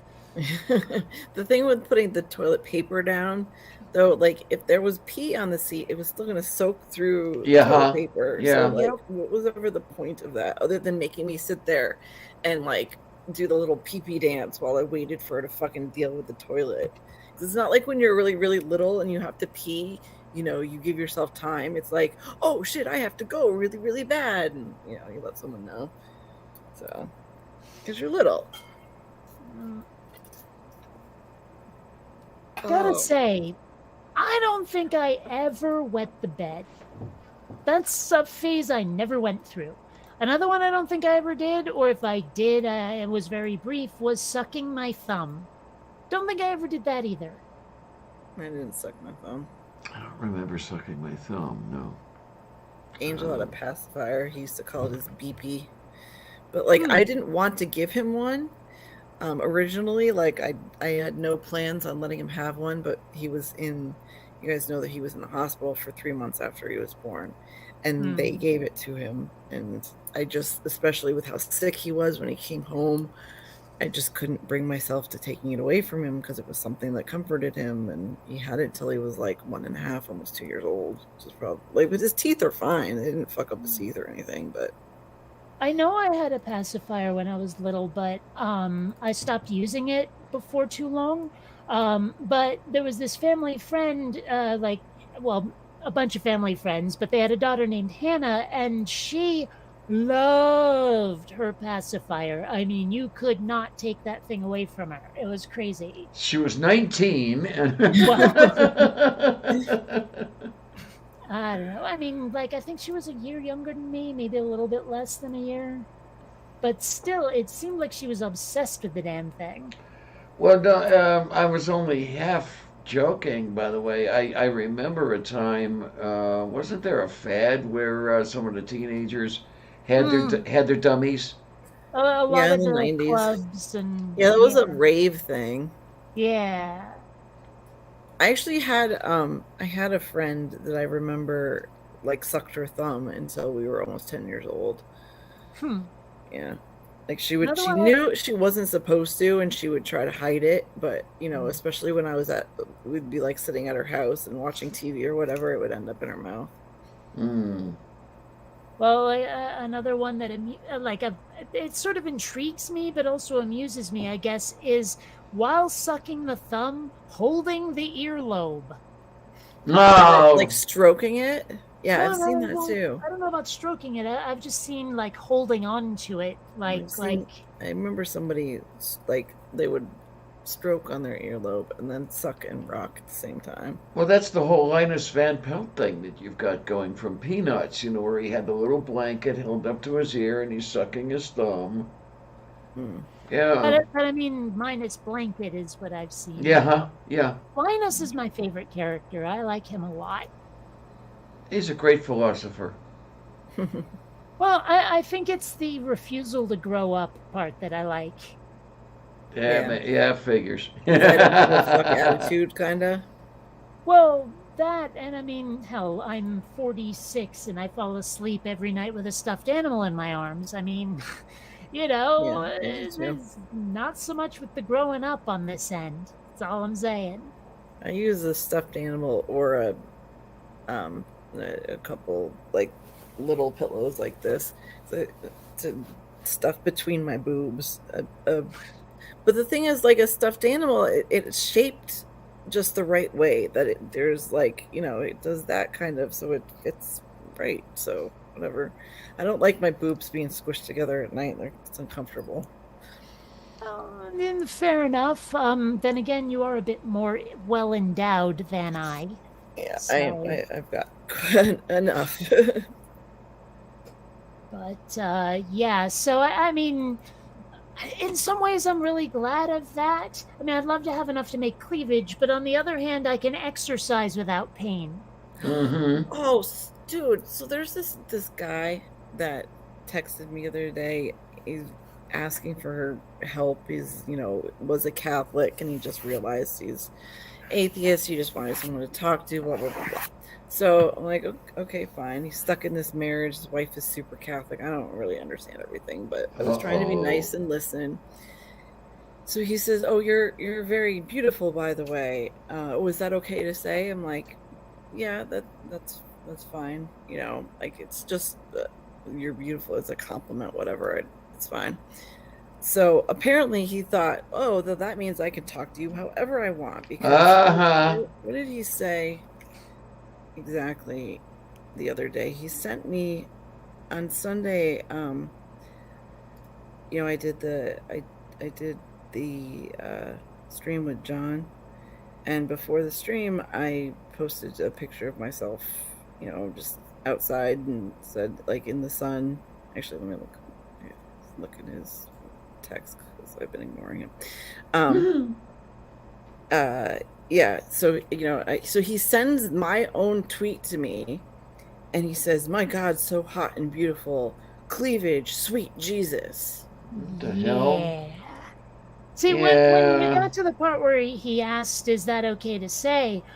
my first instinct was to say, "As long as it doesn't go any further." Well, I didn't expect. Like, I thought, I don't know. I didn't expect if somebody feels the need to ask, "Is it okay to call you beautiful?" You wouldn't think that they would step over that line and say something like that. Well, Experience tells me they would. Yeah, That's the thing. whole I've had thing. way too many experiences where I give someone that leeway, and the next thing I know, they're a total creeper. Yeah. I mean, the first thing I think when I hear something like that is that they're trying to get a door open. Yeah. I mean, maybe I'm just more naturally suspicious, but I don't know. That's a good thing to be, really. Yeah, see, I'm not. I tend to trust people more than I should. I expect them to be the person they present themselves to be. I don't know. But, like, that's... I get sometimes, like, people who, I have a science question and will pretend to, like, give a shit about what I do or whatever, and then immediately turn it around to being super inappropriate. Like, you've spoken to me twice or 3 times, and you think it's okay to Yeah, I have boobs, and when I post pictures, sometimes you can see them boobs. Sorry. But Like, they kind of come with the package, really. Yeah. Yeah. I had somebody actually retweet a picture of me, and just said something like, "That's way too much cleavage" or whatever. Like, the fuck. So, whatever. I have literally 3 things I like about myself. I like my hair, regardless of how thin it is or fine or whatever. I like my eyes. I have pretty green eyes, and I like my boobs. That's it. So so sometimes I'll show them off a little bit if I'm going to post a picture of myself. One thing I really like about myself is my hip to waist ratio is pretty damn good. You know, if I can keep my weight under control, which is not difficult, at least not for me, I look pretty hot as a silhouette. I mean, still complete eye broccoli from the neck up, but you know, the hip waist ratio, I am really happy about that. You do have a very lovely body, if I can objectify you, Kate, a little bit. Well, you know, it's funny, like every now and then I like to be objectified. If it helps my self-confidence a smidge. Yeah, it's interesting the way that works, but I understand the feeling. I actually almost added you the other day under a tweet about sexiest lesbian they knew, so I just, well, I'm anyway. flattered then. I need to go. I'm gonna make something for Angel to eat before my other show tonight have with the fun. boys. Great Thank to you. have you around. Teach him to cook. As always. I know, I really should. He tries, but like, he makes such a big mess, and he can bake like I can, but cooking not so much. Oh, you should see what I do to a kitchen. So Yeah, but you clean it up though. He fucking eventually. I don't know, it's funny, like living alone, I don't have to like prepare a meal and serve it and all of that stuff. So as soon as I am done cooking, I mean as soon as the food is in the bowl or on the plate, I'm washing whatever pan or pot I used immediately. Oh. And as soon as I'm done with the meal, I go to the sink, wash that, because basically all I really have to do is rinse. You know, like, I mean, sure, use a little soap, but the point is I don't have to, like, you know, put on the rubber gloves and Donna Reed my way through a pile of dishes. You know, I mean, that is not necessary, and so it's just so much easier when you live alone. Well, still, you're so much better than I am. Any dishes I can do while I cook, I do, and we don't use the dishwasher either. I think it's kind of a waste when it's just 2 people, because it takes forever to fill up the dishwasher, and it gets all stinky and stuff like that. It's, you know, you have 2 plates at the end of a meal, and we usually share 1 big glass of milk together, so it's 2 plates and a cup and some silverware, and it takes 2 seconds to just wash by hand. So, but oh hey, I see a purple. Hey, Purple, bye, Purple. Hi, how you doing, honey? Bye. So we gain 1, we lose 1. Oh well, let me see if the purpleness would like to come aboard. Would you like to come aboard, honey? So, anyway,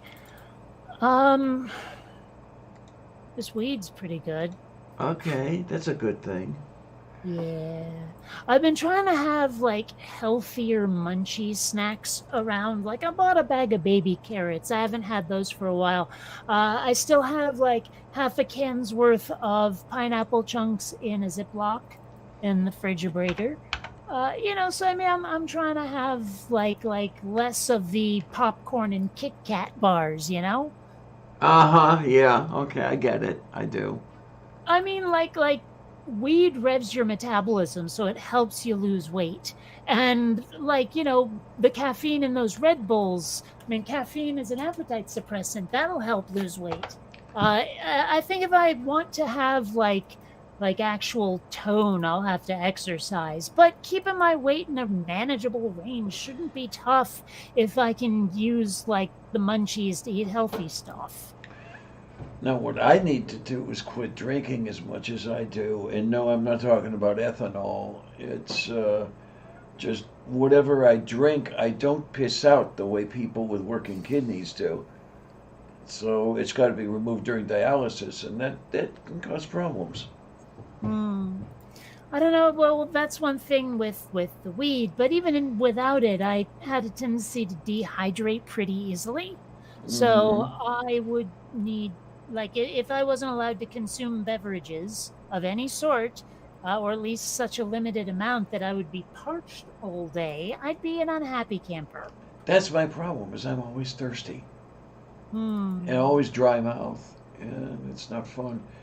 Um, Trying to keep the consumption under a liter today. We took 2 liters off this morning, and that would be a net liters loss. And I still weighed out at I think it was 3 kilos heavy. I have a target weight that I'm supposed to get down to and maintain, and then the extra fluid weight comes off of that. And real quick though, there's some you mentioned something you used earlier, and I didn't catch it because it sounded like you mentioned some person. Who is Annette? I think it was Annette Loss was her name. Yeah, there you go. Annette. Actually, I did know somebody by the name of Annette Laws. Yeah, pretty close to that. Um, Now, is Annette a smaller Anne? I think so, I think so, pretty much. It's also a single instance of a mesh used to capture crazy people. I would have gone for more of like a fish reference. There you go. But There okay. you go. Oh man, I miss fishing. I really do. Did they ever catch crazy people with butterfly nets, or is that just a comedy thing from the movies? I think that's a comedy thing from the movies. Really, I do. I remember looking it up once, and I think it was only in the movies that poor people actually wore suspenders in a barrel. Yeah, huh? That kind of thing. Although I gather that a jug with 3 X's on it was definitely real. Oh, okay. Diagorosto. I wonder what the 3 X's would have meant. Triple strength? Well, I'm pretty sure it meant this contains Buzimahal. At the And I'm pretty sure it was 3 X's for 2 reasons. One, because most of the people drinking it couldn't fucking read. But number 2, so that they had some sort of plausible deniability if there was any kind of don't make your own booze law. Oh, okay. So I can see a couple of reasons for that, but I don't. I mean, I'm talking out of my ass on this one. I just think that they are reasonable guesses. So don't take this as gospel. Oh my, Gospel John. That was a pretty good song. Don't know it. Probably from before I was born. I think 1 million people have done it, so yeah, it's probably way before. But, I mean, like, I wish more people would admit it when they're only guessing. Okay, I'm only guessing most of the time. Well, but I mean, like, you get a lot of those religious types who try to say, oh, yeah, this thing that I've, like, that's perfectly natural, but I've somehow interpreted it as God's actions on Earth. Yeah, so, and it's like, okay, but, I mean, you're just guessing, right? This is just on a gut level. You're pretty sure that's what happened, but, like, you have no reason to think it other than your gut, right? I mean, even if it's God speaking to you, it's not like something you could show someone else that makes you think this, right? That kind of thing. And if this guy, whoever it is, maybe it's a chick even, who's making all these claims, would actually go, yeah, you're right, I'm kind of just guessing, I think it'd be a better world. Many much better world as far as that goes. Yeah, the people who are trying to tell me that I must be this particular thing, or I cannot be this particular thing because their God told them that that's the case. The whole thing is like, okay, how do you know that it's from your God and not from your own head? How do you know God's talking to you and not you talking to yourself? Yeah, But yeah, well, yeah. and I mean, I guess all I was doing was a roundabout way of saying, hey, you know what? Healthy skepticism, good. Yeah, really.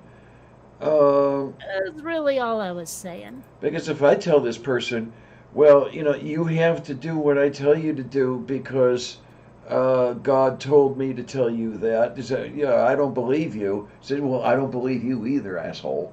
You know? Well, I mean, if they say that to me, I think my reply will be, okay, tell God to tell it to me.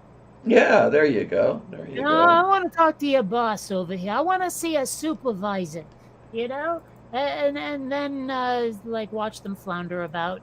Of course, they'll probably try to pull like a Ray Comfort thing where it's like, wait a minute, have you ever stolen? Because that makes you a sinner. You're like a thief and stuff, and that taints you forever kind of nonsense. Where they'll just try to duck the whole issue and just make you feel bad about yourself.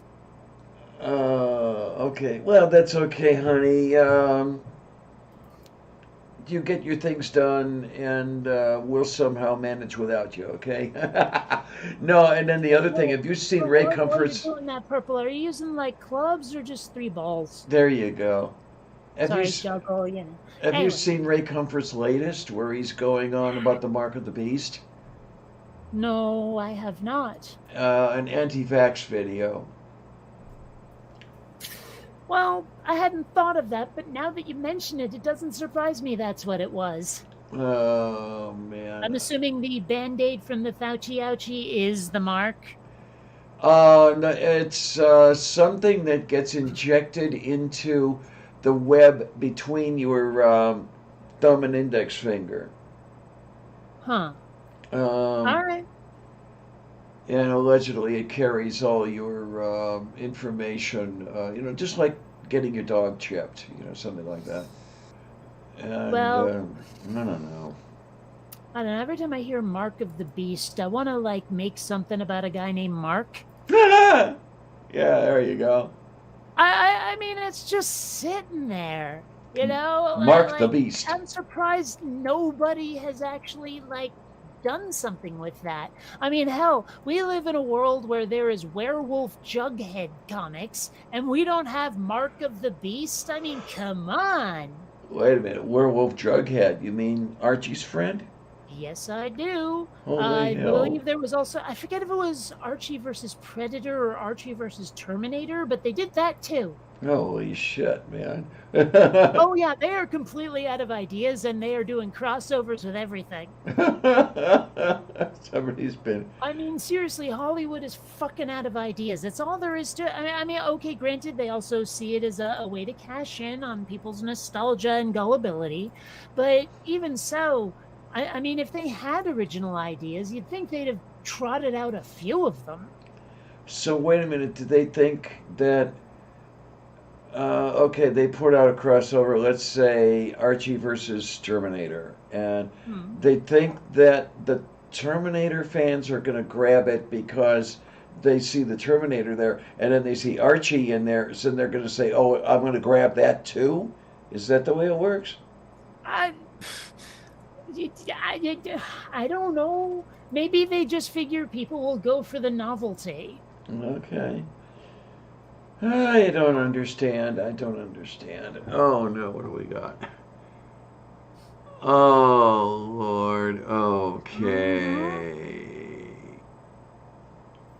Yep. Archie versus Predator, not even kidding. It's craziness. And like I haven't read it yet because I don't have like okay, as much as I love my Kindle, I don't like reading graphic novels on a tiny ass screen, right? Nah. Because like unlike a regular novel, the pictures are the point. They should be big enough to anyway, so but I have this like a couple of them. It's a gritty reboot of both Flintstones and the Jetsons. Not together, but you know they're both like okay, what if these were real people instead of cartoonish comic like buffoons? Okay. So they rebooted them that way, and I really should give them a real try, but like I said, I hate reading them on my Kindle. That's interesting, though. Purple says things like Terminator. They know there are completist collectors who have to have every item the character is in. There is Oh, that. You know, the I thing hadn't is thought of that. like a lot of that collecting though, I mean, I like having things from things I like, but you know, the whole idea of collecting them, like collecting with a capital C and a TM on the end, collecting, I don't want anything just to have it. It gives me pleasure to look at the Tron Funko Pops I have and the bobbleheads from Fallout with the Vault-Tec like mascot. You know, I like looking at those things, but I don't expect to ever sell them. You know, I don't expect their value to appreciate, to increase, any of that. I have them because I'm a fan and I like to look at them. That's it. You know, but those folks who are like okay, there was an episode of The Big Bang Theory where Howard was gushing over finding a Scotty collector's plate from a smoke-free home that completed his like Star Trek plate collection. And I'm sitting there thinking, why? Why would you want plates just to have them? Gods, I'll tell you, with the plates, with as many moves as I've executed in the last few years, I probably would have broken them all. Well, still, I mean, like, I don't know. There have actually been a few times when I've had to stop myself from buying something that I didn't like. Like, I'm not sure I wanted it, but I wanted to want it or something. I don't know. Like it was one of those items where if I bought it, I would have it just to have it, rather than something I was really like thrilled about. You know? Yeah, and then there were people like my ex who was on a big Harry Potter kick for a while and would get a whole bunch of resin dioramas and not even break open the cellophane wrapping on the box. You know, it had to be unopened box and everything. And you know, what's the point? You're gonna just sit there and look at the box? Well, there are some people who will go out and buy what they know is a popular toy to get like the first edition, and then they wait a bunch of years and sell it to the collectors. So there is like, I mean, I guess it's a speculative market. Not all Mm-hmm. toys appreciate in value or not much. And if you have second editions of things, they're worth next to nothing. Believe me, I found that out when I was like, you know, I have these Beanie Babies I don't really like. Let me see if they're worth something. And I had like second edition of the seal one, you know, or one of those seals. Okay. And you know, it was like worth 15 cents or some crap. But the Oh first edition no. was like $35, you know, and I'm like, damn it. And it was the same thing with my Furby. You know, so there are potential like pitfalls, potential losses with the collectibles market, but there are people out there who just make bank by selling something that became rare while it's still mint in box. Mm-hmm. So I don't know. Oh my, I'm, oh so, I'm my. trying to remember. I forget if it was about video games or about collectibles, but I saw a video a while back, a couple of years ago, where it was like this big honking scandal where these guys had bought something they like were and they were hoarding it and they tried to sell it back and all this stuff and it got like super shady. I don't remember what. I wish I could find that again. It was this wacky documentary, and I don't mean that it's like like it wasn't the GameStop incident. It was something else entirely. Okay. Now, purple has something interesting here. Lego are a very safe investment. I can't know which ones will go up in value, but it is very rare for sealed sets to ever sell for less than the original retail in future. Hmm. Okay, so you're guaranteed to at least hold your value. Okay. Well, I would find it very difficult to buy a Lego set and not crack it open and start creating. Like, I'm not Mm. sure I could.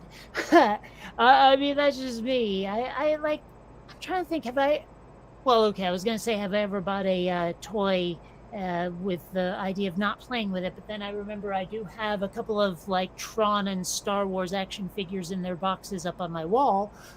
So I guess I have. But then again, they are in a place where I can look at them, much like I can with the bobbleheads and the Funko Pops. So they're still serving their intended purpose. Now, I just recently bought a Lego building game from Steam. I still have to get into it. It was just a few days ago that I bought it, but it'll be interesting to see how much fun that could be. Hmm. It's called Brick Rigs, if you've ever heard of it.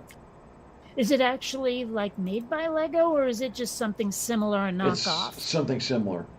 Okay. I'm trying to remember there was this knockoff back in the 80s where it was like the GoBots of building blocks kind of thing. And like the really flimsy plastic where Legos are sturdy as hell. Yeah, yeah. These were not at all. Let me see. Maybe I can just look it up like Lego Imitator and I'll find it. I'll remember the name when I see it. Okay, let's see. Lego Imitation. That looks like something that's newer. I don't know if those things are still out. Oh, those look like them though. Come on, give me a list here. Dude. Oh, okay. They're starting to list them. Connects, Magnetiles. No, that's something else. No. No. Oh, come on. Kata bricks? I mean, it looks like them, but I don't think that's them. Mega Blocks? It might be Mega Blocks. I don't know, but that doesn't sound familiar. I don't know. Maybe I should add 80s in the search criteria. Okay, help me remember this knockoff brand. Yeah. In kindergarten, I know exactly what you're talking about. Not crazy. Don't have a name for the brand. Lock Blocks! Oh, I remember that name. Yeah. I'm pretty sure that's it. Let me do a search. Yeah, that looks like them. And that logo looks... Yes. Yes, I'm pretty sure this is the knockoff I'm thinking of. Okay. Yeah, oh, that looks really familiar. So I guess I'm thinking of Lock Blocks. I mean, it was compatible with Legos. Daio gosto. Yeah, like I said, it was like the GoBots of that category of toy. Moo. But I guess the thing about the Brick Rigs thing that I bought, it's supposed to have all kinds of good explosions. What do they call it? Destruction physics. That's what they call it. That's one thing that 3ds Max didn't really come with, was a good way to simulate the elements. You know, one that doesn't basically break the bank on processor. Because like if I want to make fire, the fire function that they just give you is really shitty and looks completely fake. You know, it looks like something out of a late 90s video game. And if you want realistic looking fire, you have to buy this expensive as hell add-on, right? So, Malekise, yeah. But yeah, Well, it'd be nice to have it. They do have some really good, like, ragdoll physics and breaking an object apart physics, that kind of thing. Okay, then. Yeah. Yeah, like I said, Um, I still have to open up the brick rigs, but I'll get around to it. And the other thing I've done is I've pulled Kerbal Space Program back out. Yeah, I saw that. I was tempted to. I do have a copy. It was so frustrating. Everything I made got destroyed.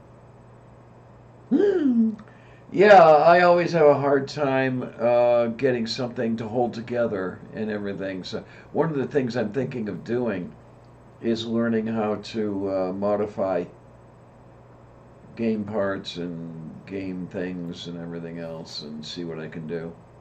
Hmm. That might end up being more fun than flying missions for all I know. I don't know. We'll see. It's funny, like the other day, someone was talking about how they had gotten their COVID booster, and they were asking people, like, do you prefer Moderna or Pfizer or whatever? And I told them I prefer SRBs, and they're like, SRBs? I'm like, yeah, rocket boosters. And posted a picture of the shuttle, and they were like, well, okay, you're Kate, and I should have figured you were going to do that. Roast beef. So, yeah.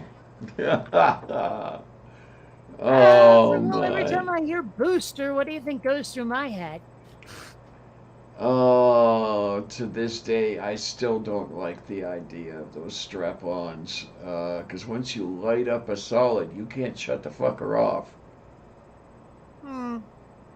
So if something goes wrong, oh well, as we well know from 1986. Mm-hmm.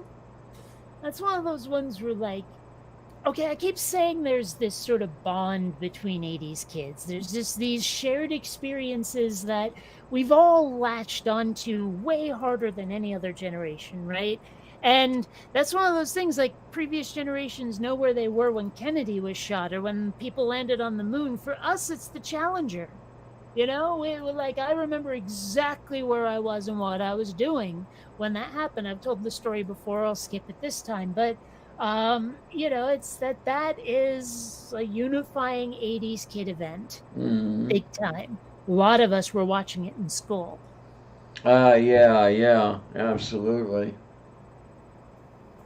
And I mean, like, we hadn't watched any other launch, but this was the one that had Krista McAuliffe, the teacher, Yes. going up with the shuttle. That's why it was a big deal. All these teachers were like, see, this is what one of us can do.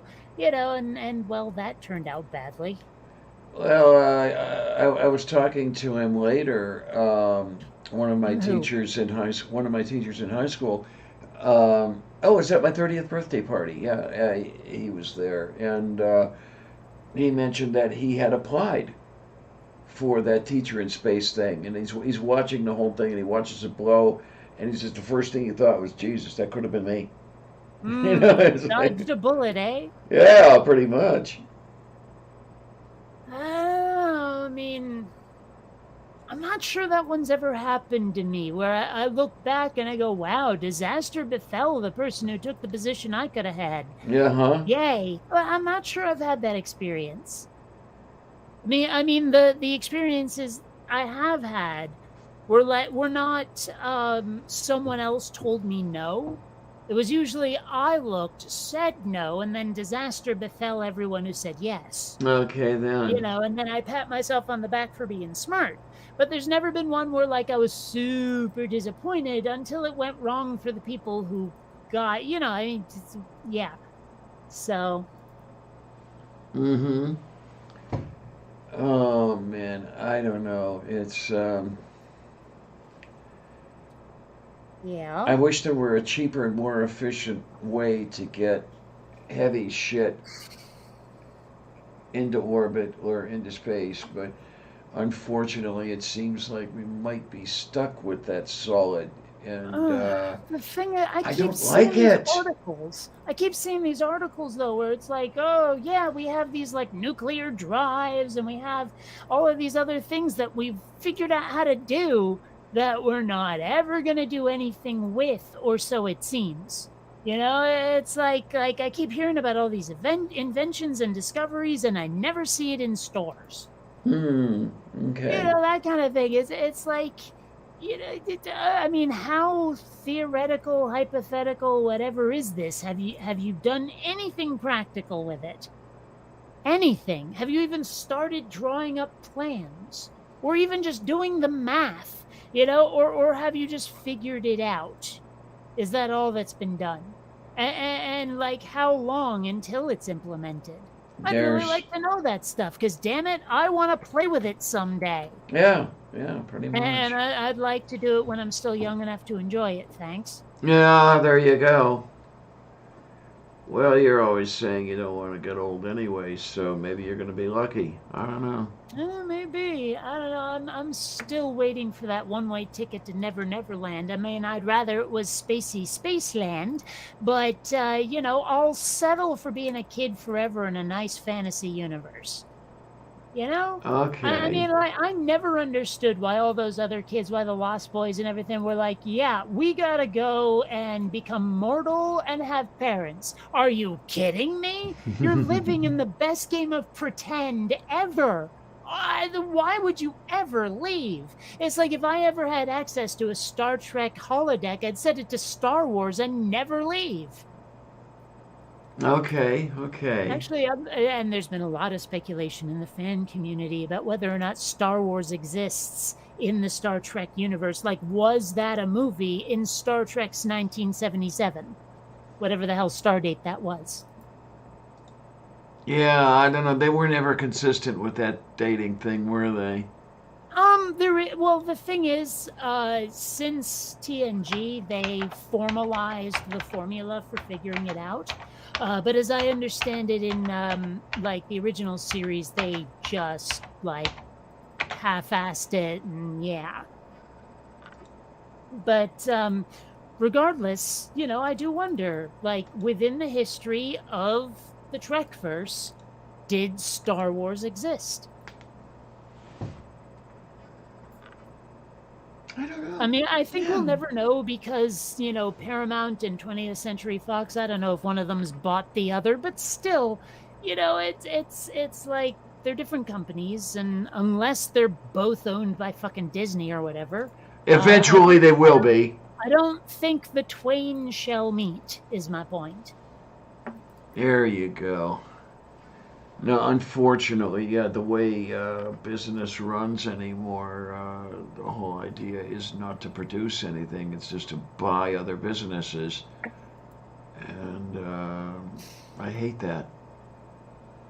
Well, I do wonder sometimes, like, I thought 20th Century Fox was still pretty damn successful, so what happened? Why did they make the decision to sell themselves to Disney? Was it just pure-ass greed on the part of CEOs or a board or something? Or did they have troubles I didn't know about? What prompted that decision? The thing, well, you know what you think of my thoughts, and you know how Yes, I cynical you do. think I am, but I have a feeling that it's all greed. Really.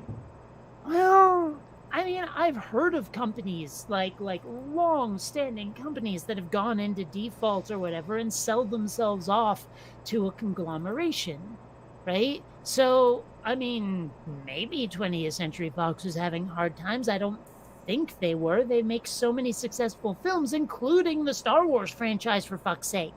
So, I mean, maybe it was greed. I don't know. Hell, maybe it was just that the CEOs of both companies were cousins.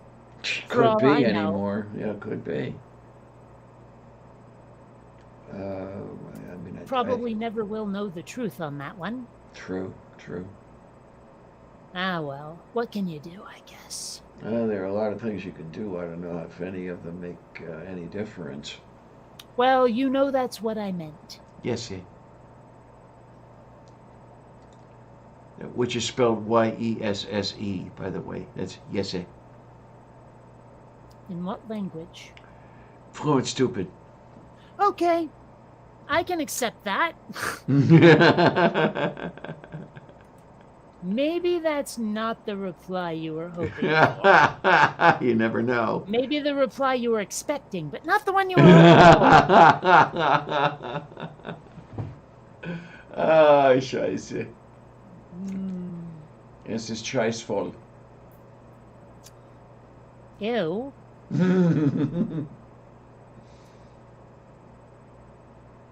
There you go. Shit sandwich with a bowl of cherries. I don't know. Usually I hear bullshit Sunday with a cherry on top. Oh, that's a nice one. I Ooh, like football. Hello. Why did that? Oh, that's why. Apple juice. it. Well, what? Do you react to apple juice that way? No, I mean, that's what it tasted like. Oh, starapetieke. I mean, I don't always taste my belches, but when I do. Oh man, George Carlin routine. You remember that one? You ever burp and taste a hot dog you had 3 days ago? Man, that was almost puke. Yeah. I hate when I burp and almost vomit. I hate Oh that. man, yeah, huh? Although I have to say, and I've only ever done this twice, but throwing up nothing but water is an interesting experience. Yes, it is. Like number one, it never went up my nose. Number two, it didn't taste like used food and bile. Yeah. And so it didn't rip my throat up when it was on its way out. So, I was able to concentrate on the sensation of something going the wrong way without it being super unpleasant. I mean, it wasn't fun, but it wasn't like traumatic, and it's a very strange feeling. Yeah, I've had it happen to me a couple of times. I mean, literally, maybe twice. One of the things I'll do is if I have an upset stomach, I'll dissolve some baking soda in a glass of water and drink that down. And then the baking soda will neutralize the stomach acid and I'll feel a little bit better. But a couple of times, drink that down and immediately it comes right back up. And it's interesting cleaning up the floor for one. And for two, it's just startling and a weird feeling. You barely got it swallowed. It hasn't hit the gastric sphincter yet, and it's all the way back on its way out. Well, I mean, when acids and bases react to each other, There you sometimes go. it's a little bit on the foamy side. Yeah, huh? To what Beach is saying there, that's pretty cool. I have they call themselves search angels apparently, or something like that. Looking for my birth parents, and she already found my mom. And there were like actually 2 news articles about how weird her family was, because like apparently her parents had adopted like 3 or 4 ethnic kids or something, and she was one of them, so she's an adoptee as well. And it was kind of interesting. Like I could a little bit see my face in hers, Okay, okay. So yeah, it was interesting. No news on Biodad though. And I think if I want to find him, I may have to contact Biomom and ask. Mm. I'm a little bit on the worried side that I'm the product of rape. Okay. I mean, I don't know, and Not I have no unheard reason to of. suspect, but it wouldn't shock me. Like, I give it anywhere between 25-75 or 50-50 on that one. Okay. I mean, it's not out of the question. Yeah, that's the thing. It's Also, never out of the her, question. Her skin is quite dark, which explains my sort of cafe coloring over here. It's like most people don't see it in my videos because I'm overlit, but my skin is a bit on the olive side. And as I Yeah. understand it, Biodad was white as snow. So when those two combined, it created sort of a light mocha color, almost. Diego Plus, Rosto. he had some Italian going on, thus olive. Okay then. Yeah. It's, a little bit on the swarthy side. It's much more apparent in person. Or if I'm standing next to someone white. Mm. So, Well, yeah. Didn't you show me a picture recently where your coloring came out more than it does on some of your videos? I'm trying to remember. I can't remember. I might have some pictures like that. I have one of it. It was like after the Fremont Solstice Parade, and the paint had left lines. Okay.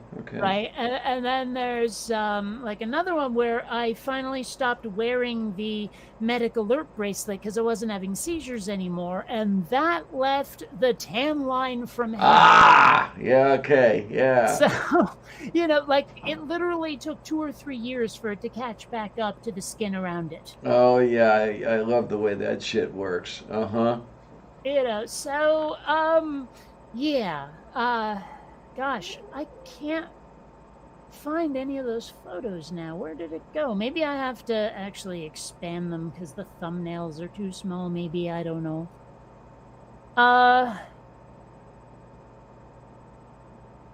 Well. Oh well, I'll look. Maybe I deleted the, okay. Now this definitely is covered by the community standards, but still, yeah.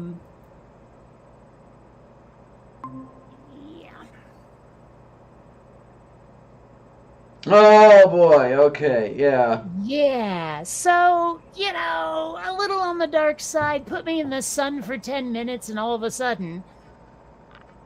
Oh my, oh my, oh my. So, yeah. Oh, that's Crap Beach. You didn't get to meet. Oh, man. Wait, she didn't tell your siblings until after her death. I'm guessing that was some sort of letter? Because otherwise, teach me to raise the dead, dude. Well, there are 2 women involved in that sentence, so I guess one of them and then the other one.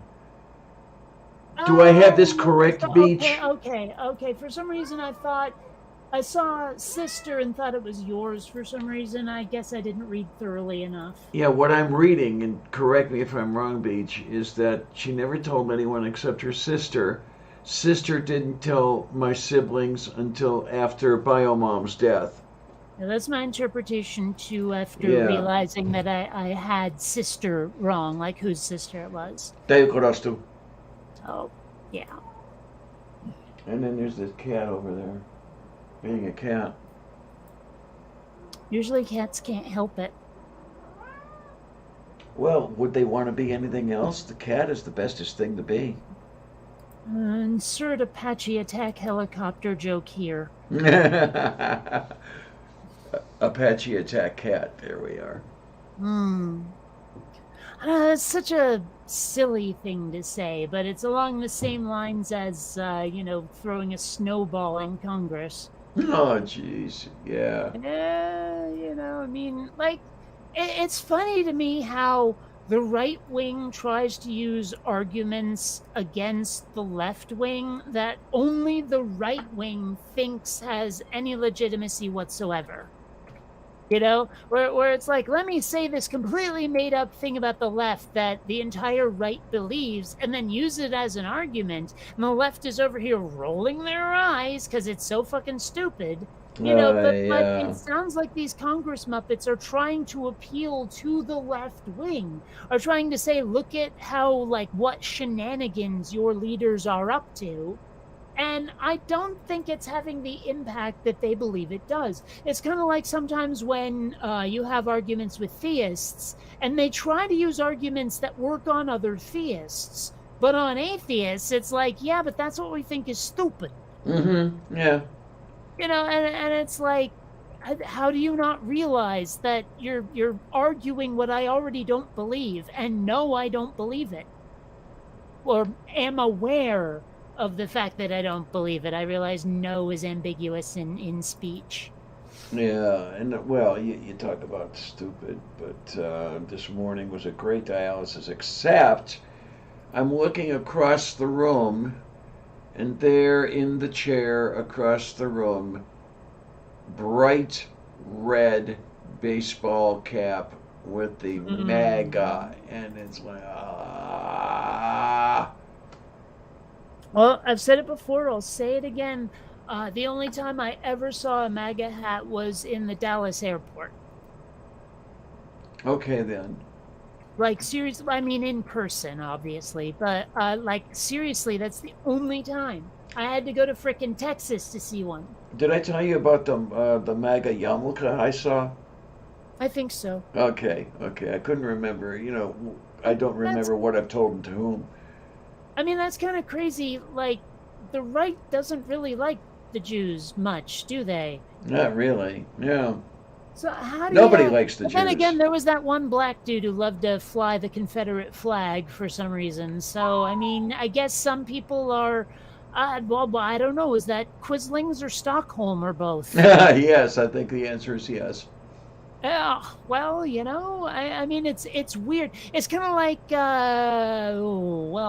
one of those comedians was totally siding with like people that were all kinds of against them, and it was just weird. Trying to I don't remember know. which one you're talking about. Well, that's the problem. Is I think more than one of them did it, but it was probably either Chris Rock or Dave Chappelle. Dayo Corosto. I don't know. It was one of those two. But like, I mix those guys up all the time anyway. It's mostly their voices. They have very similar voice. Like, they're not the same, but they have the same energy. Okay then. Yes, dear. What? What are you doing? Where are you going? And what do you want? The cat is being insistent about something. What? Kitty. Well, yeah, Purple. All they know how to do is measure their own base. Yeah. Yep. And weirdly, it bounces off folks who don't belong. How odd is that? Gee whizzikers. It's unfortunate, though, that the way the right plays the game, they fuck with the rules and they cheat and they get their way even though they don't have the numbers. And, there was this meme going around. It's like, if you have to cheat and steal to win office, clearly you don't have the will of the people. Yeah. And basically you're admitting it, if not to yourself, at least to the rest of the world. Yeah, absolutely. And it's like, they don't seem to care. It's amazing how the right is so comfortable with their own hypocrisy. It's like they will change positions on a dime if all of a sudden the position they took before is being used against them. I don't know. I guess they keep your eye on the prize or something. I mean, they have the end in sight and just whatever it takes to get there, even if it totally contradicts what you were doing 5 seconds ago. Pretty much. Yeah. I mean, hell, they talked about that in the alt-right playbook, and they're not wrong. And the problem is that I'm seeing them getting their way absolutely in the near future, and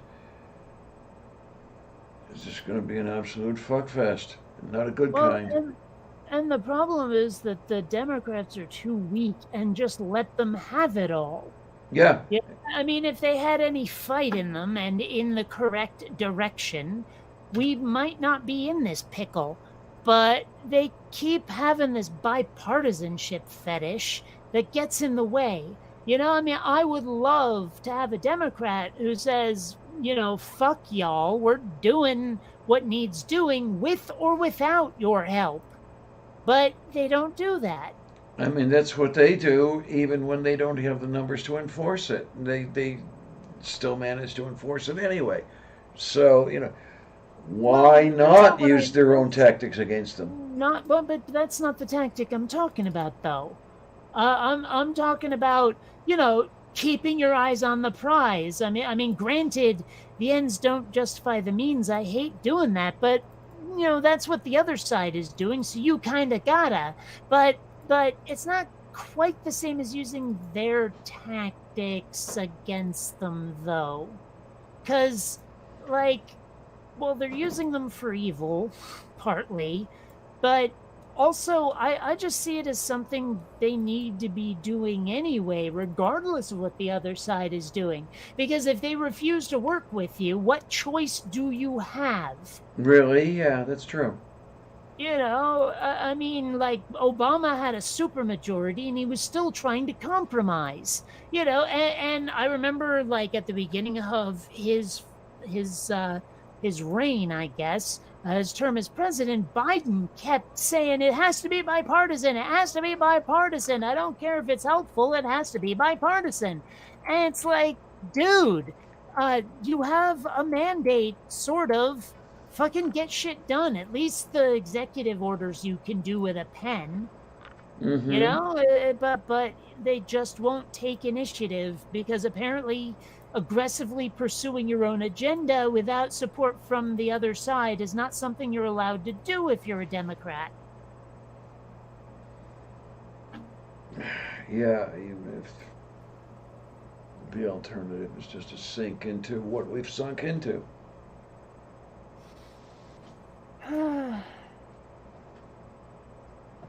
Oh well, I'm at the point now where, like, as much as I've been totally vehement the last couple of elections, at this point I'm like, you know what? Not even 100% certain I'm gonna vote for a president. Not unless there's one that's left enough for me. You know, I'll do down ballot shit, but I might write in Mickey Mouse or whatever. I mean, because let's face it, if all of the choices are unpalatable, I'm not, repeat, not picking the lesser of two evils. Never, ever, ever, ever, ever again. You know, it's like either the candidate supports what I support, at least a lot of what I support, or they can stuff it. Mm-hmm. And I don't think that's unreasonable. I don't know. But a lot of people gave me a ton of shit for it, though. They're like, you just want Trump to win. A vote for anyone other than a Democrat is a vote for Trump. Meh, meh, meh, meh, meh, meh, meh, meh. And, you know, those people can stuff it too. But this time around, like I say, I'll probably just keep my big yap shut because there's nothing good on the menu. Yeah. Oh, I don't know. I wish I could run away, but no one will have me in the shape I'm in. Mm-hmm.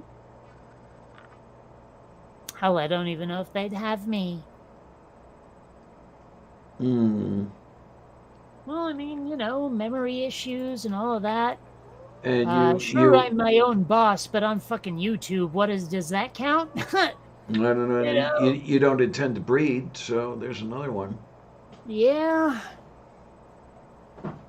I mean, I think the only way they'd take me in is if I was rich, because then they'd be like, you can inject money into our economy. Yeah. I'm actually a little surprised there isn't, like, no one's floated a law, or maybe they have and I didn't hear about it, in the US where it's like, okay, if you emigrate from this country, you don't get to take your assets.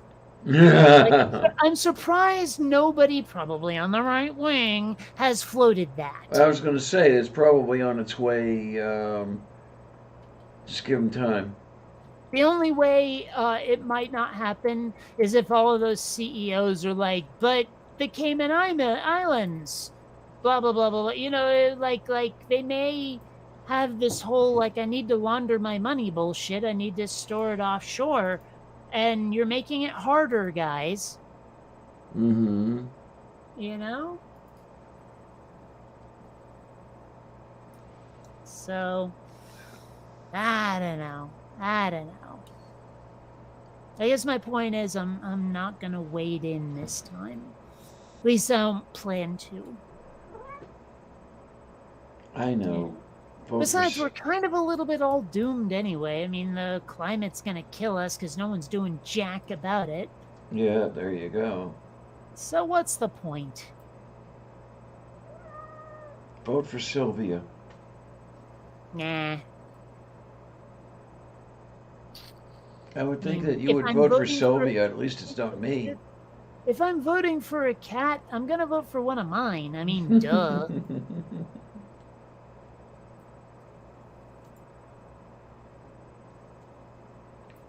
Xander for What's the word I'm looking for, and I can't find it.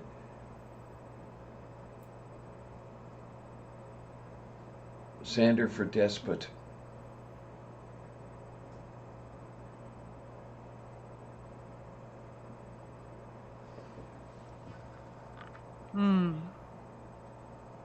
I don't know. I mean, I guess I could see him doing like the Caesar-y thing, but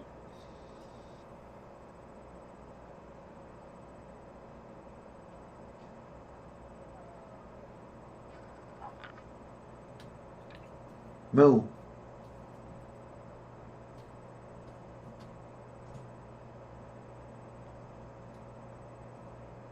Autocrat, that's the word I was looking for. The mind is shot. AutoCat. No? sorry, I'm a little distracted. I have a very important email I have to reply to. Is somebody wrong on the internet? Something like that. Okay. Oh, somebody's always wrong on the internet.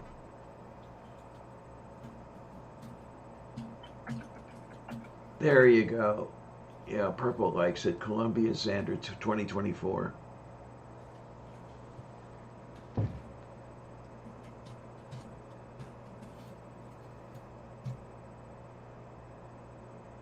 Other than that, oh, я китая, что фалаки.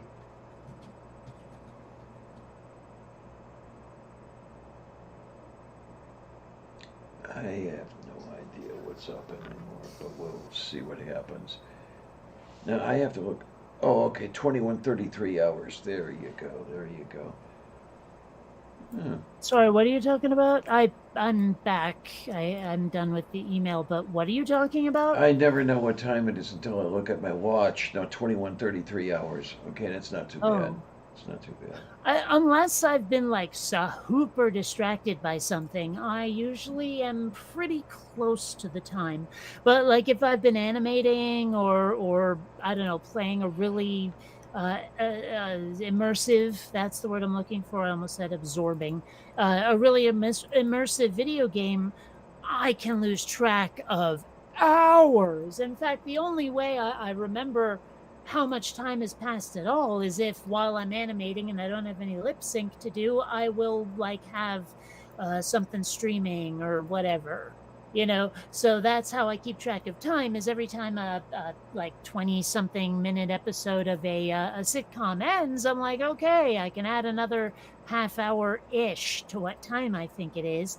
But if I'm not doing that, I have no, like, seriously, there have been times I sat down at 8 or 9 in the morning, and all of a sudden it's like 3 p.m. and I lost so much track of time. I've done that. Oh yeah, I remember those days where you forget to eat for 3 days. Well, I don't do that. I usually break out of the trance because the hunger has become acute, and that usually happens in like, well, usually less than 12 hours. So, okay. Not the same thing. Well, I guess the insane coffee consumption would help to keep the hunger at bay. Yeah. Well, I mean, for me, it's Red Bull, not coffee, but the weed offsets it and still gives me the munchies. Oh. So, you know, that's a thing that happens. When the hungries hit, hit the Red Barn. So, yeah. Anyway, you know, I've been like totally craving a pizza. Oh, I'm thinking maybe I should just go to the supermarket and buy one because it's way less expensive than ordering. Well, geez, yeah. I mean, you go to the supermarket and buy a pizza for what, $7? You order one, it's 30. Something like that, especially if you get like toppings. Mm-hmm. toppings jack up the price so hard. Granted, like, if I bought a Meat Lovers and I still want the black olives on it, because I love black olives, I would have to buy those separately and put it on the pizza before I cook it. Oh yeah, yeah. Buy a can of olives and you're all set. Yeah, but you're like, it's a shame they don't sell pizzas with all the ingredients I want. But I mean, whatever, I can make do. The Kate Lover's Pizza. There you go. Something like that.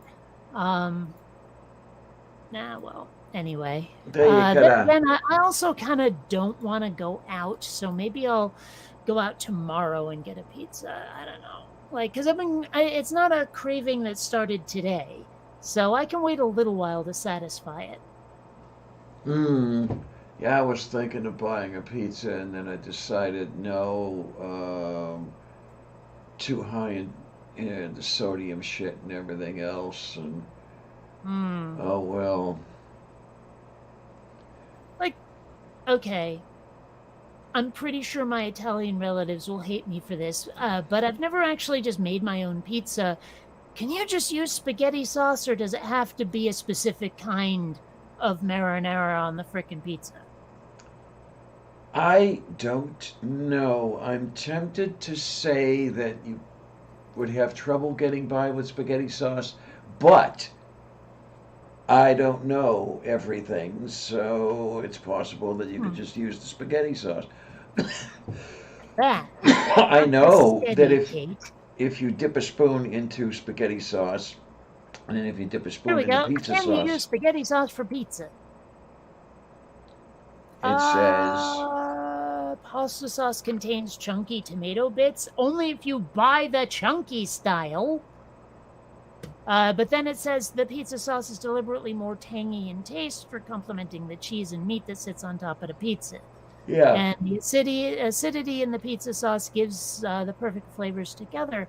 But I'll be honest, I'm not sure I noticed the difference. Like, it's weird as a super taster, but I don't.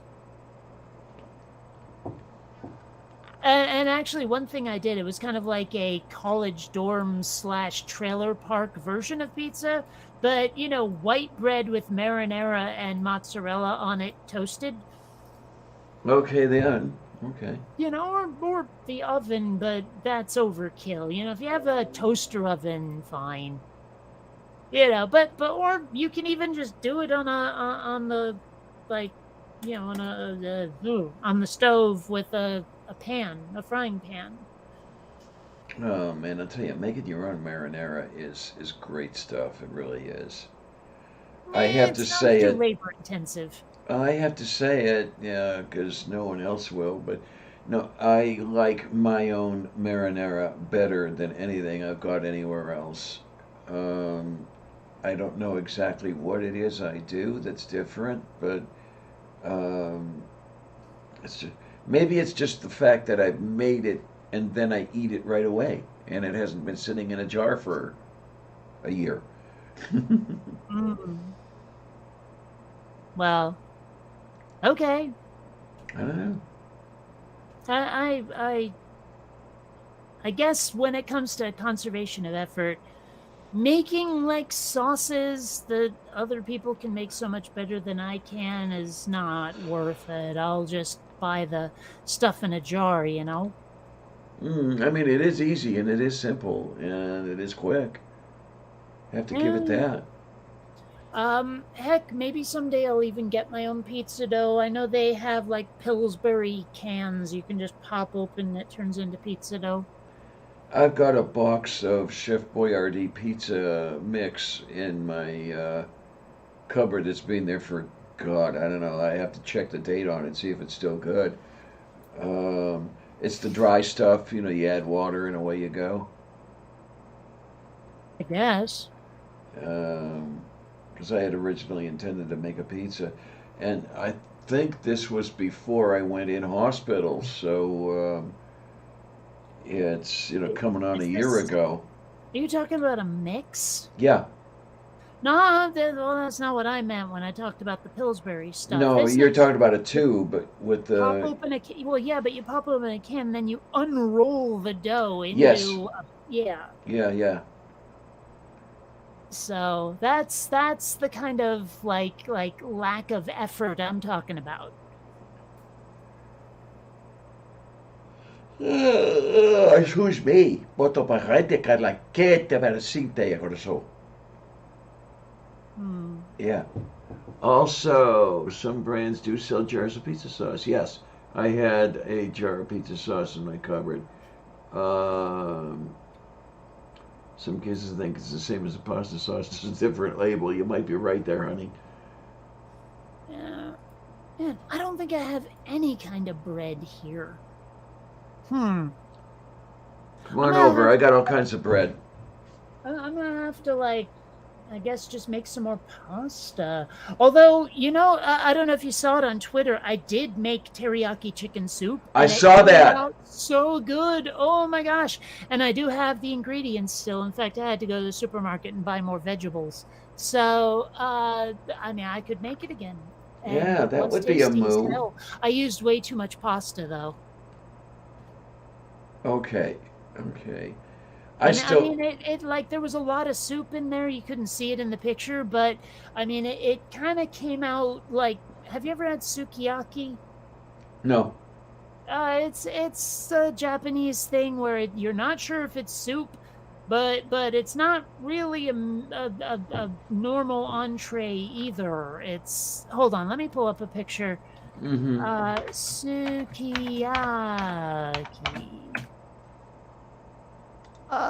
Yeah, I guess that's a good. All right, share a tab. That rat bastard right there. Actually, that's not the best. That's better. Like you can sort of see it's in very shallow broth, Okay then.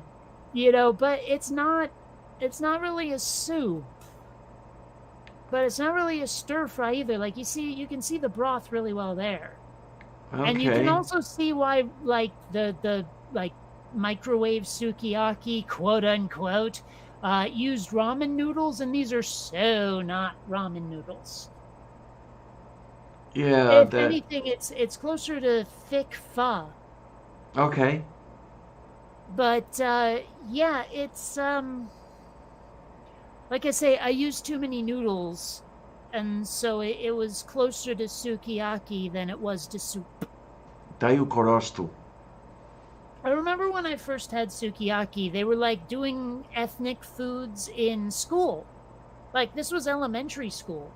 And for whatever reason, they got it into their heads to have us try food from other cultures. And sukiyaki was the Japanese dish, and I loved the crap out of it. I seem to remember the Native American thing they had us eat was pemmican. What And that? those are the only two things I remember. Pemmican? What that is? It's basically Native American beef jerky. Oh, okay. Although Okay. I don't think it's always beef. But yeah, it's basically beef jerky. Now this Or is jerky of whatever sort. I don't know. Maybe they made it out of elk. I don't know. an interesting little agfu over here. The difference between sukiyaki and shabu shabu. I don't know. Shabu shabu. What is that? Okay, this says sukiyaki and shabu shabu are two different types of Japanese cuisine, both involving thin slices of beef that are broiled at your table. Sukiyaki offers a rich flavor seasoned with soy sauce and sugar, while shabu shabu is fatty meat with a light flavor. I remember I used to see shabu shabu on the Iron Chef all the time, the real one, not the Iron Chef American. Okay. I'm not. I don't know. I've never watched either show. Oh man, the original Iron Chef was so much fun.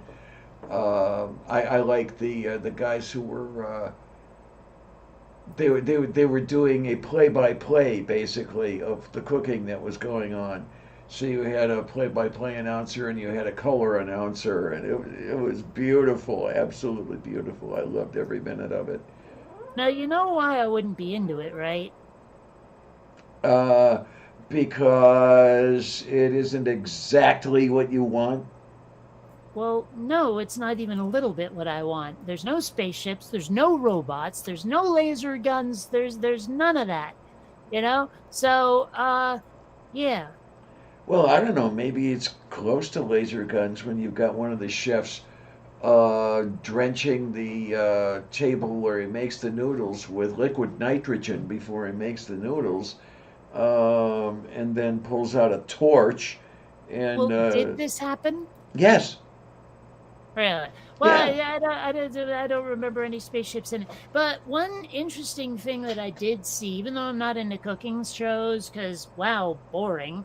But was like I was at the hospital, going to the doctor, regular old checkup, and they had the TV on, and it was a gingerbread house competition. Ooh,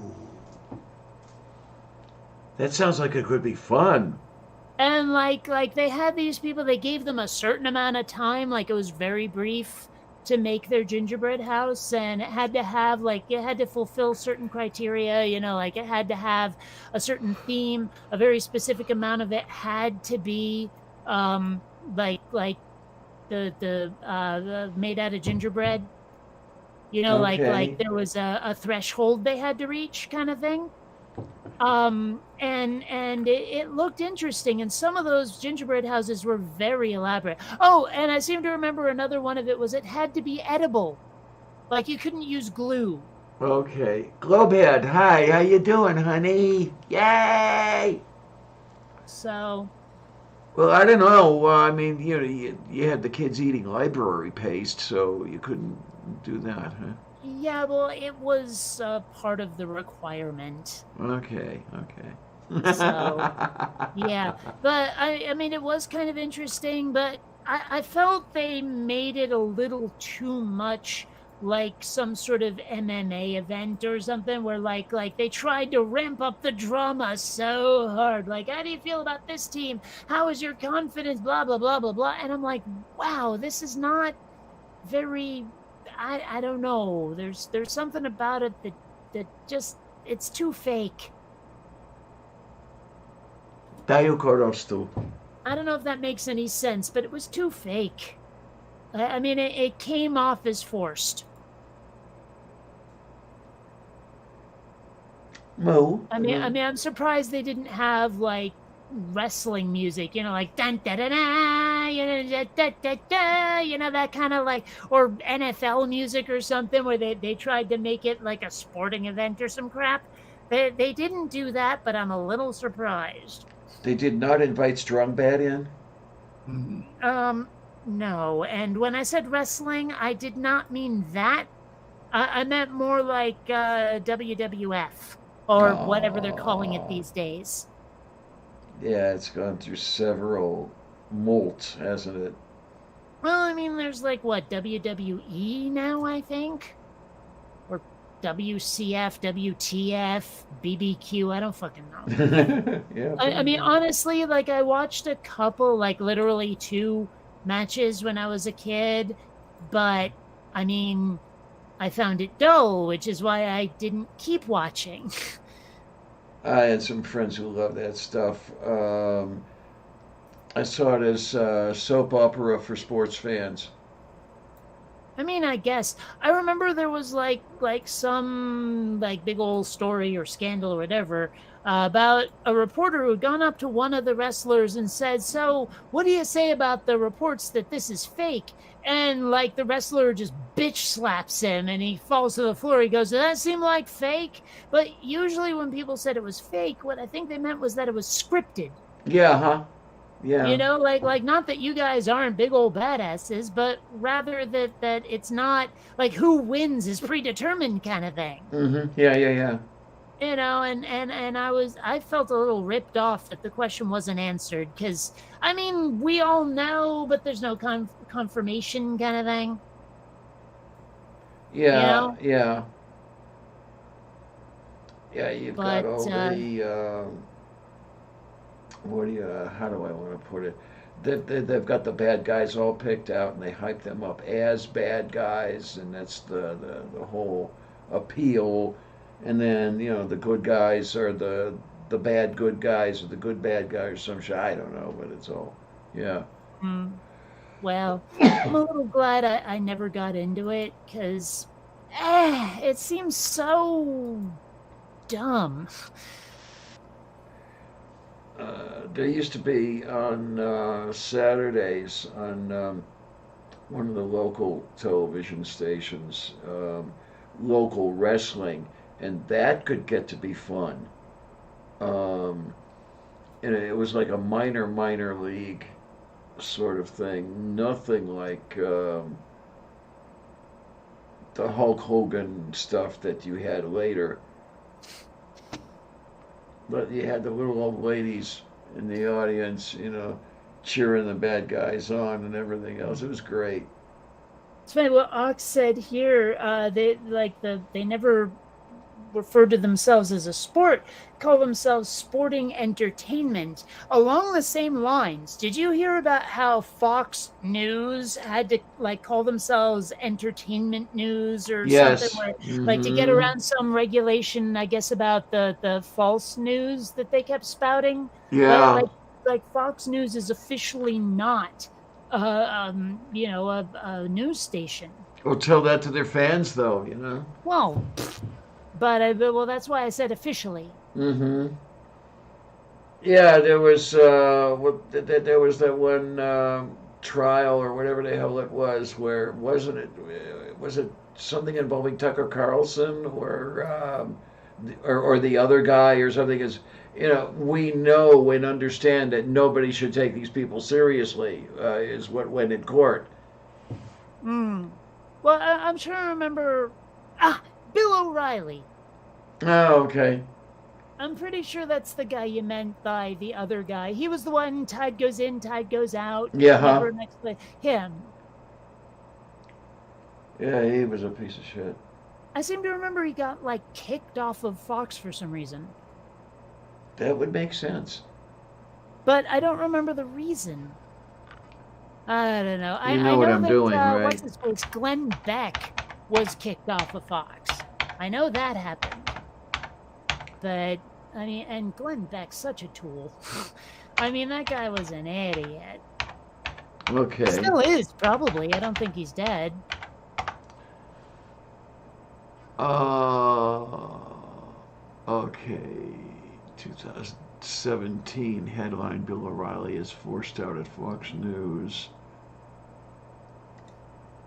Let's see what we can find. Oh, sexual harassment allegations. Oh, of course. Of course. How did I not get that one? Yeah. I mean, that's pretty standard for the right wing. Well, the left wing's pretty Or- good at it, too. Or just famous people. Excuse me. Hello, could you go down the right pipe the right way? Shaya Karete Padiani. But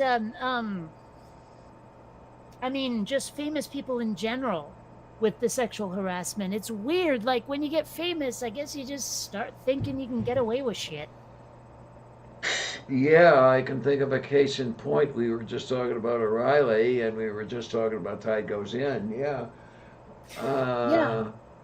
I mean, like, we've had this discussion before, but Yes, I would we have such have. a hard time letting go of my empathy.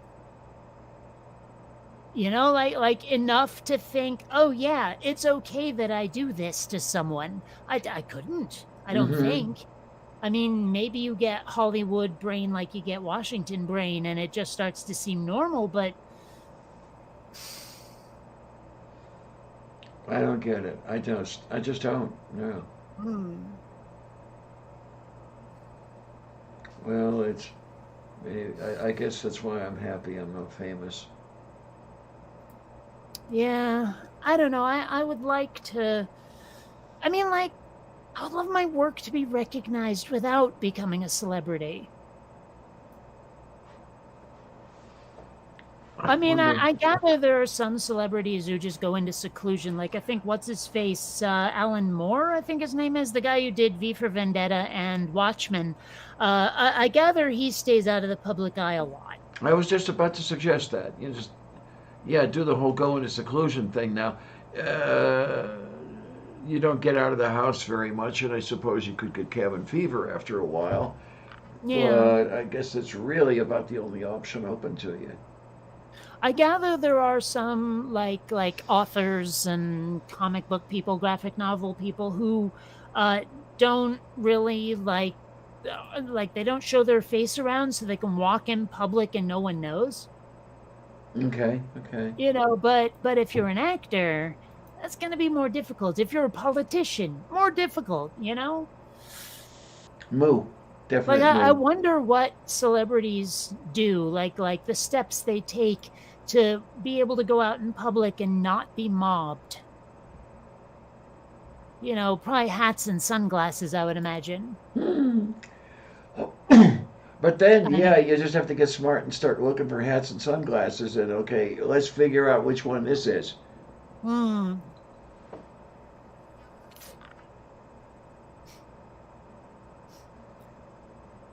Well, Ox, by definition, I can't ask a famous painter who got famous after they died.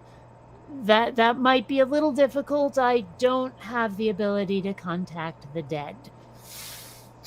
You don't It's have a one of shame. those. You don't have one of those Ouija boards or whatever the fuck that is. I've never had a Ouija board do jack shit that wasn't done by one of the humans holding on to the planchette. Right. Like I've seriously, I've sat there with friends who were about as skeptical as I was, and we're sitting there looking at each other going, well, when does the fun start? Yeah. I was told this would be entertaining, and so far, it is not. So, yeah. Yeah, see? Now, what I want to see is a Ouija cat. A little Ouija board with the planchette shaped like a kitty. Probably exists. I think they have one of R2D2 and one of the minions from Despicable Me. Okay, then. I think I've seen something like that, but don't quote me. I might be thinking of the R2D2 Roomba I saw. Oh, no. I'm pretty sure that was a custom job, that they didn't sell it like that, but how do I know? I mean, how often have they had like Star Wars SpaghettiOs? Like, I don't put product placement behind them or past them. Whatever. Or something like that. Yeah. It is funny. I saw a website, I forget which one, of like female celebrities without makeup on. And it is interesting how much that changes the face. Yeah, it is. There were a few that were just plain unrecognizable and some downright homely.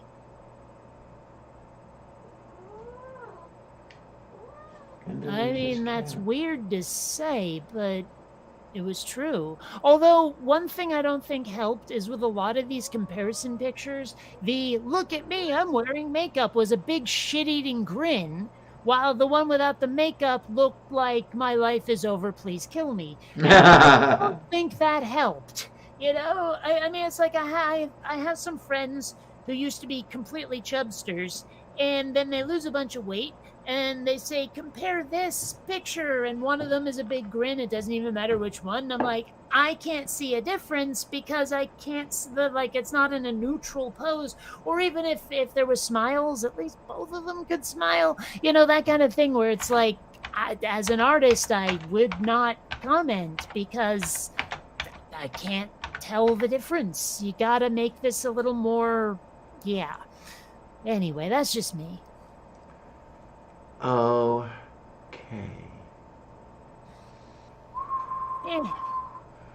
Full size R2D2. God, the price tags. I mean, does it have onboard AI that can have speech recognition? Because if it does, that'd be kind of cool. I like the Vector robot that I pre-ordered that hopefully is arriving soon. Is like it has a lot of it. Basically, it's like Alexa, but robot form with treads, and also it doesn't track your data like Alexa, but it works similarly. And if R2D2 had that capability, cool. Although I will say I'll be disappointed because I know it won't have the hologram. Moo. So there will be that. But since we don't have that technology yet, I can't be too disappointed. Oh my, oh my, oh my. Oh.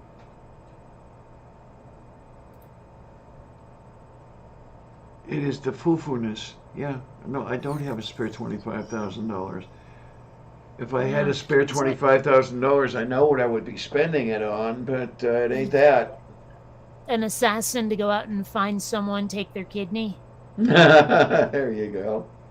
Well, I seem to remember there was this thing about how they're gonna let you use the International Space Station as a hotel, and it costs something like, I think it was $36,000 a night or something. Gee, that's cheap.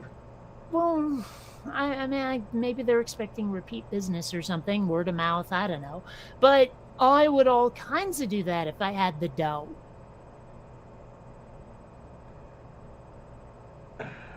You think? I don't know. I mean, I'm not saying it would break the bank. I'm saying if I had it as spare change. Yeah.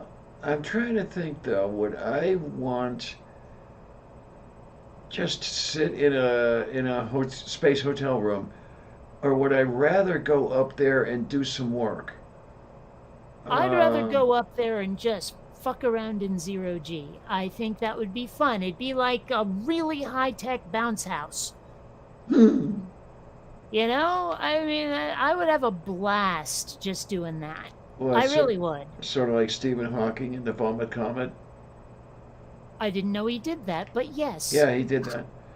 Oh, cool. One of these days I really should look up a video of him before he was in the chair, because I know that exists, and I've often wondered what his voice sounds like, or sounded like. Like his real one, before he was a computer, before he was a mobile speak and spell. I don't know what his voice was like, but I've seen pictures of him before the chair, yeah. Well, he looked like Alfred E. Newman before the chair. Yep, pretty much. But, I mean, I do wonder what he sounded like. I'm sure there has to be video of that. Has to.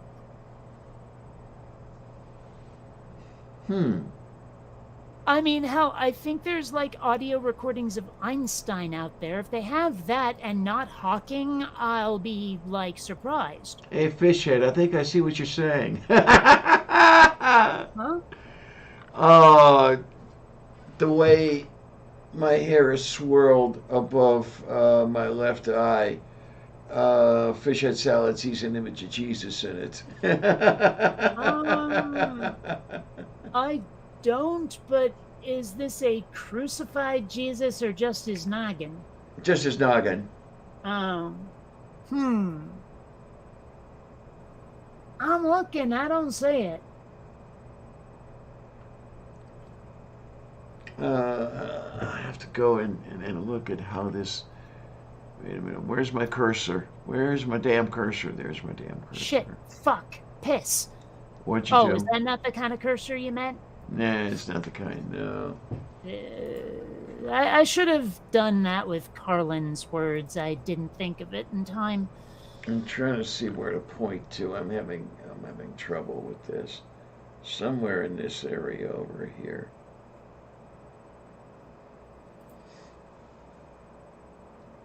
I don't know. Dato palekite. Nikabat roistaro korekere merabatrate. Fergenschlosser. Yes.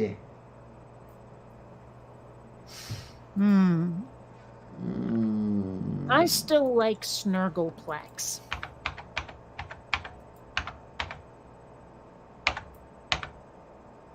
You remember how I defined Snurgleplex, yes?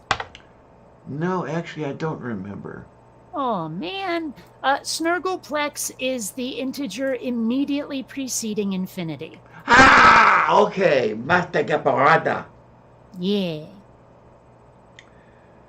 I try looking I mean, up. it's like as equally as incalculable, but you know, I try looking up Fergenschlosser, and it says, "Did you mean Morgenschlosser, Bergenschlosser, well, how did you Florian?" spell it? Nope, Fergen. No. nope. Furginschlosser. Fergenschlosser. Okay, wie fix. There.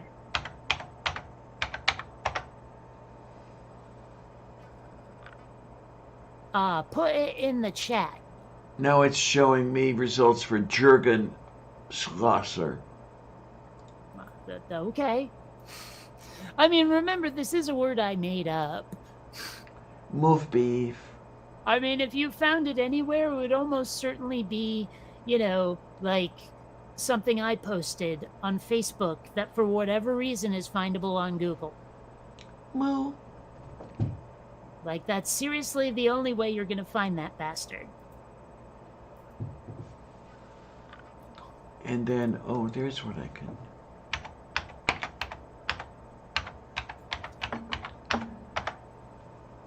Oh, wow, Okay. it's 7 in the p.m. I may have to go get some FUD soon. Yeah. Yeah, that would be okay. No big deal there. Because I'm going to have to get some sleep soon. Because it's almost 7 over there. Well, it's just after 10 over here. Yeah. And I have to say, I think that teriyaki soup is calling my name.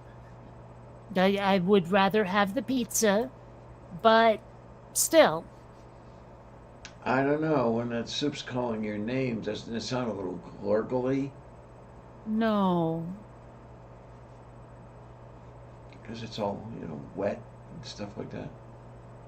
Well, it's still only ingredients.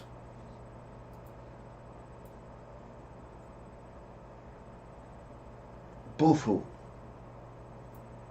Yeah. Battle mech. Okay. I don't know. I just, yeah.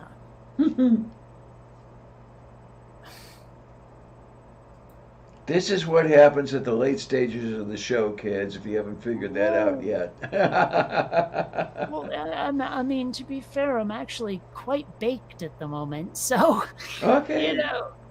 I mean, I got this cartridge, and it's a hybrid, and it's live resin, which means it's extra strong, and it's kind of kicking my ass. So, part of why I'm a little bit on the incoherent side, although weird bouts of coherency, lucidity, I don't know.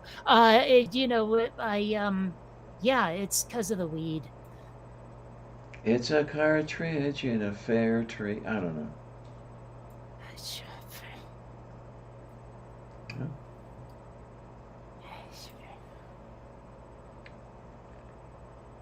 It is so full of poo. Oh my god! I'm gonna do the whole fucking show without doing that.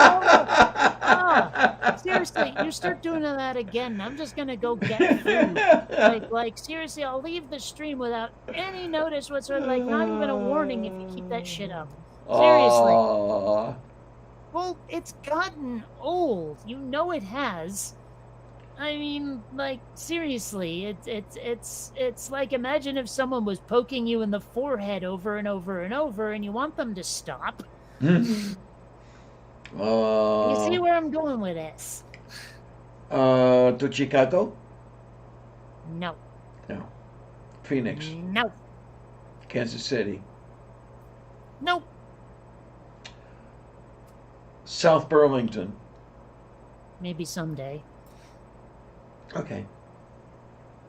But Bogota. There. Right. Or you can go to Nogales and then cross the border into Nogales. Okay.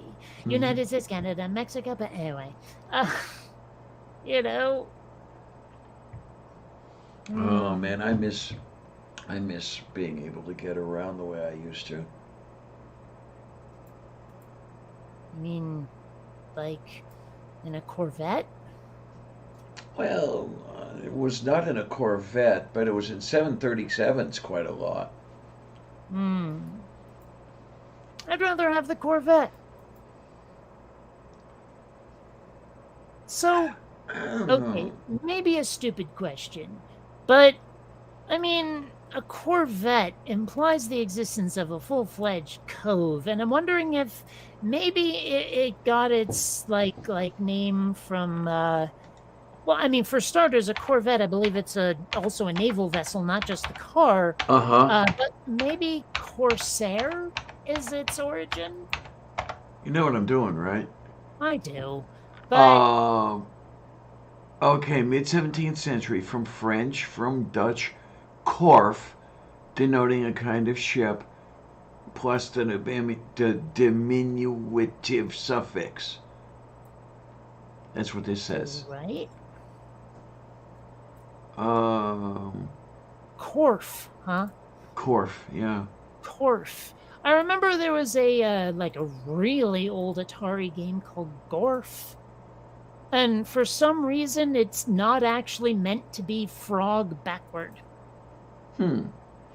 That one I I don't found that remember. odd.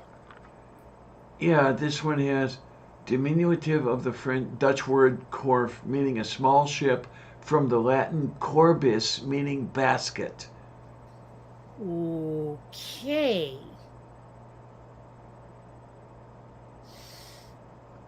Why does the U.S. Navy not use corvettes? Because they're sailing ships, goddammit. Well, No, but I there guess were a lot not. of I guess sailing ships whose names were usurped when they started going with other vessels. I mean, there used to be destroyers with sails. okay. Oh, no, this is interesting. Mhm. U.S. Navy doesn't use corvettes because the role the corvette class is designed to fill is the U.S. Coast Guard's job, not the Navy's. Does the Navy use corvettes? No, the Coast Guard does. So, or sorry, that's what I meant. The Coast Guard. Yeah. Okay. So. Yeah, a Coast Guard corvette is called a cutter. Oh.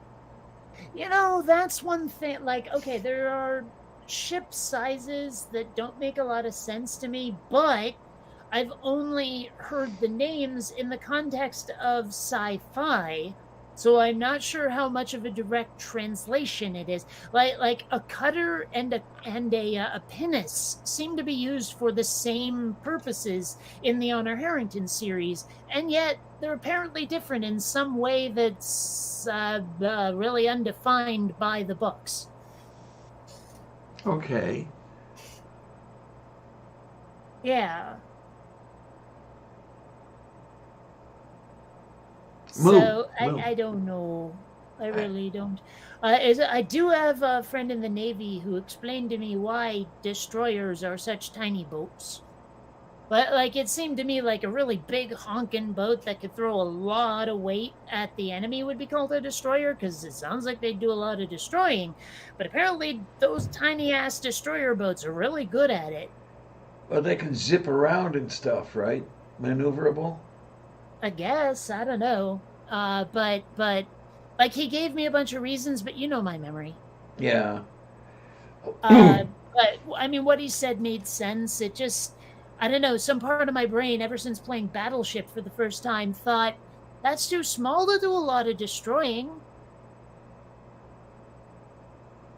But, you know, what do I know? I'm not in the Navy. I'm not in the military at all. And never will be if I can help it. Tayo Korostu. Well, you're too old now. I don't know. I mean, the way the country is going, there could be some sort of crisis that would require a new draft. And given our egalitarian stance on the military now, I think everyone qualifies. Actually, they probably don't yet, but they will if it gets desperate enough. Moo. Yeah, that's the other one where I was to the Fostum office a little while ago. Sorry, rewind the what? The Fostum office. Oh, Yeah, where you go to Faust et la Terre. Yeah. No, huh? No, that but just sounded like you were trying to say Faust, and then it sounded like you were trying to speak French, and I was just lost. yeah, that's the idea there. But no, they had the whole thing there with, man, you're required to register, and I'm thinking, hey, come on, they let everybody into the military now, men, women, everyone in between. So when are they going to start requiring everybody to register for the draft? Yeah, I mean, like I know guys had to like I think it was when they registered to vote, but it might have been with the license. I'm not sure. But I was told about it by some friends, and I was like, well, now, I mean, women are in the military. Are they gonna start that up? Have they started that up? I would have preferred a moratorium on drafts completely, but if they're going to register like anybody, they should register everybody. Yeah, yeah. And yeah, this I was don't just a know. few weeks ago that I was at the post office and I saw this. But there was an absolute moratorium for a while. Huh. And that is why I never had to register for the draft. Oh, so it was a long time ago, though. Yeah, it was. Huh. Um, So, I mean, I guess you're too young for Vietnam, huh? no, I'm not. No? I was afraid that I was going to be inducted and have to go. But you didn't have to register for the draft, did you? No, the draft ended in March of the year that I turned 18. So you were out of the running. Yeah, And so you were still scared, or were you not? Were you scared up until the I was moratorium? scared up until the moratorium. Yeah. I, yeah, man, I can't even imagine. Like I've watched the Hunger Games, and I've watched Dragon Slayer, and I've watched all of those other like stories where there's some lottery, and if you quote unquote win, if your name is drawn, it's probably certain death for you. Like in Hmm. Dragon Slayer, they sacrificed someone to appease the dragon.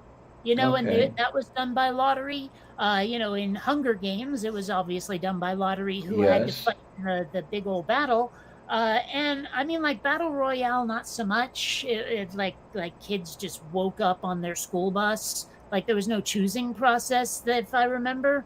But I mean, there's been a couple of others, and it's just like I can't even imagine being a guy in Vietnam times, watching them pull those numbers out of the machine, and just so scared that you're going to be sent to the military against your will. That had to be terrifying. Yeah, absolutely. It's like I might get killed, I might have to kill. I don't want to do either one. This war is stupid, and yet, Yeah. mind you, I know they had conscientious objectors. I don't know what the criteria were, though, to fill that. But like, if you wanted to conscientiously object, did you have to prove how peace loving you are? Or could you just say it? Uh, I am not sure. And I think the rules were kind of fluid anyway. I mean, you didn't always get recognized as Cesta per la coscetta e Caresini. So it's kind of like the human reviewers on YouTube. It really is down to their own personal opinion. I think maybe, yeah, That is pretty so much. stupid. I mean, I saw that article where they're like, yeah, human reviewers, but they should at least have 2 or 3 people review it, so that there can be some sort of like consensus, rather than one person looking at it and going, nah, Move beef. you know? Uh, Cesta per I coscetta e want Caresini. Fish Head Salad. I will not watch Hair because it's very long and it's a musical. Besides, I think if I remember right, my parents rented it when I was younger, and well, obviously they couldn't rent it when I was older, but and I know about it. But I mean, point being that I saw bits of it, And I remember it Hey! being horrible. Because I remember there was one dude, didn't he, like, take his friend's place? Like pretended to be his friend for the draft, and he ended up getting killed, and then for one reason or another, everyone's naked. Yeah, something like that.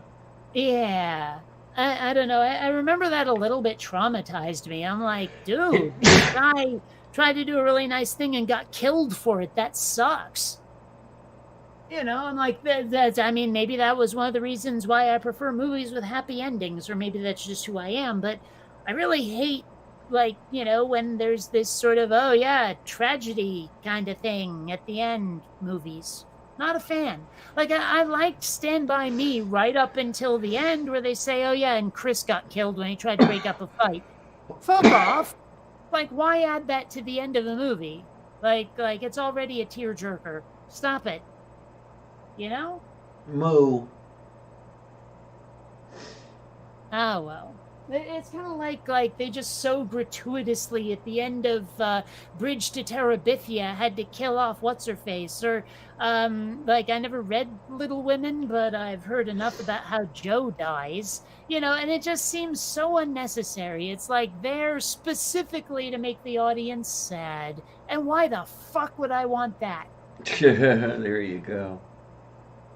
You know, I mean, I've spent enough of my life sad. I'm watching a movie or reading a book to get away from it. You know, it's like, oh yeah, we had to shoot the dog at the end of Old Yeller. Like, I'm not a fan of dogs, but you know they did that just to make it a tearjerker, or just to teach the kids who are reading it about mortality, or just that, this, that, or the other thing. It's like, I don't want that. You know? Moo. Ah, well. What can you I don't know. do? Why do you have to make the kid shoot his own dog? I mean, why can't you just throw the dog into the wood chipper, you know? Or maybe the dog lives and it's a happy ending? You know, I mean, don't even get me started on Charlotte's Web. No, jeez, yeah. You know, I mean, like, seriously. Oh, God, it's been a hell of a long time since I read that. I don't know. I think it might have been, what, maybe about 1966? 1964?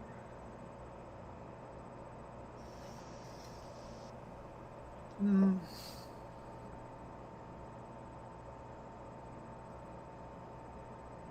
Oh, there is something that's been bugging me for a while, and it's a simple thing. It's a me thing, but I think I just figured it out. Because, like, you've heard me comment on certain actors. Bud Abbott comes to mind, where they were actually born in the 1800s. You know, but their fame was all in the 1900s, right? In the 20th century. And I've been trying to figure out why it is that, like, me being born in 75 isn't nearly as weird in 2022. And I think I know what it is that those people got famous when movies and TV were new, but we've had it for a while. And so it's not that remarkable that somebody was born in the earlier century, because that's when shit started getting made. Okay, then.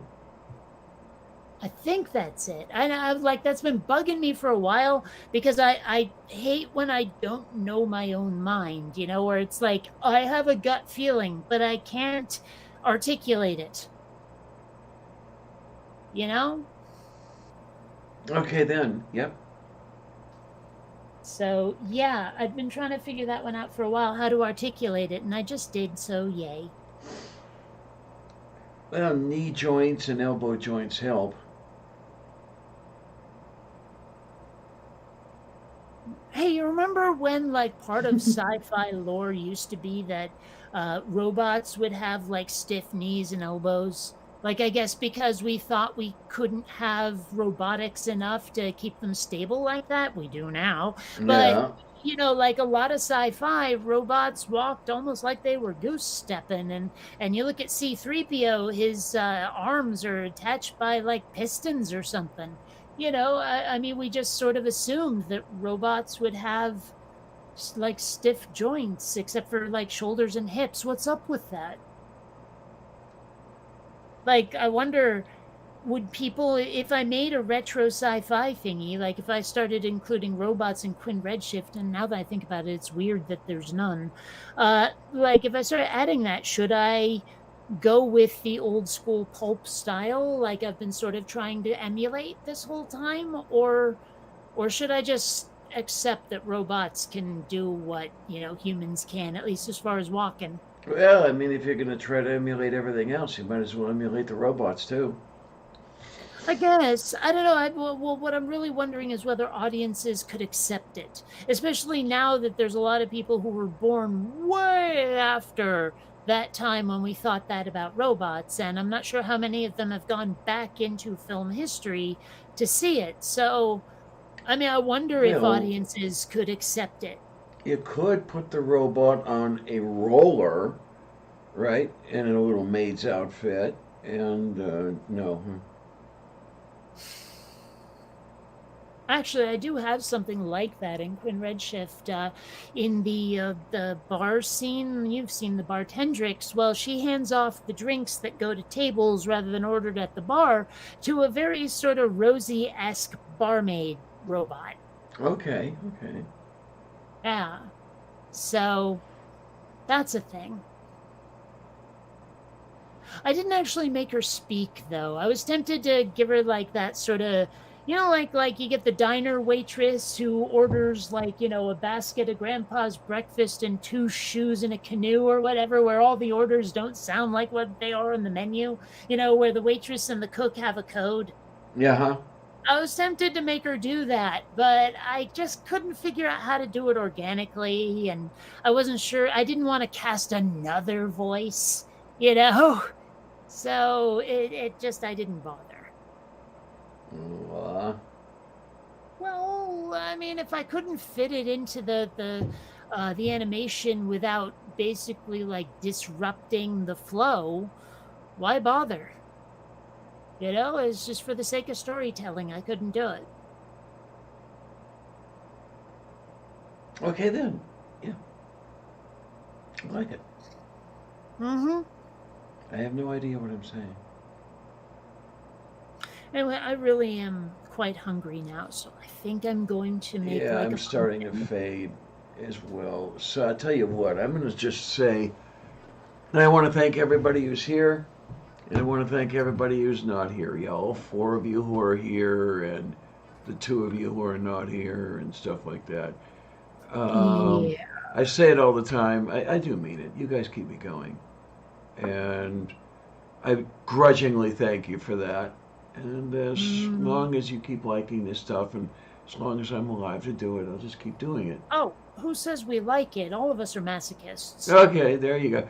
Well, the masochist screams, "Beat me!" And the sadist smiles Satan and says says, "No, I no. won't." Yeah, yeah. Yeah, that's an old one. There All you right, I'll go. catch you later. Have a Okay, fun take day. care, honey.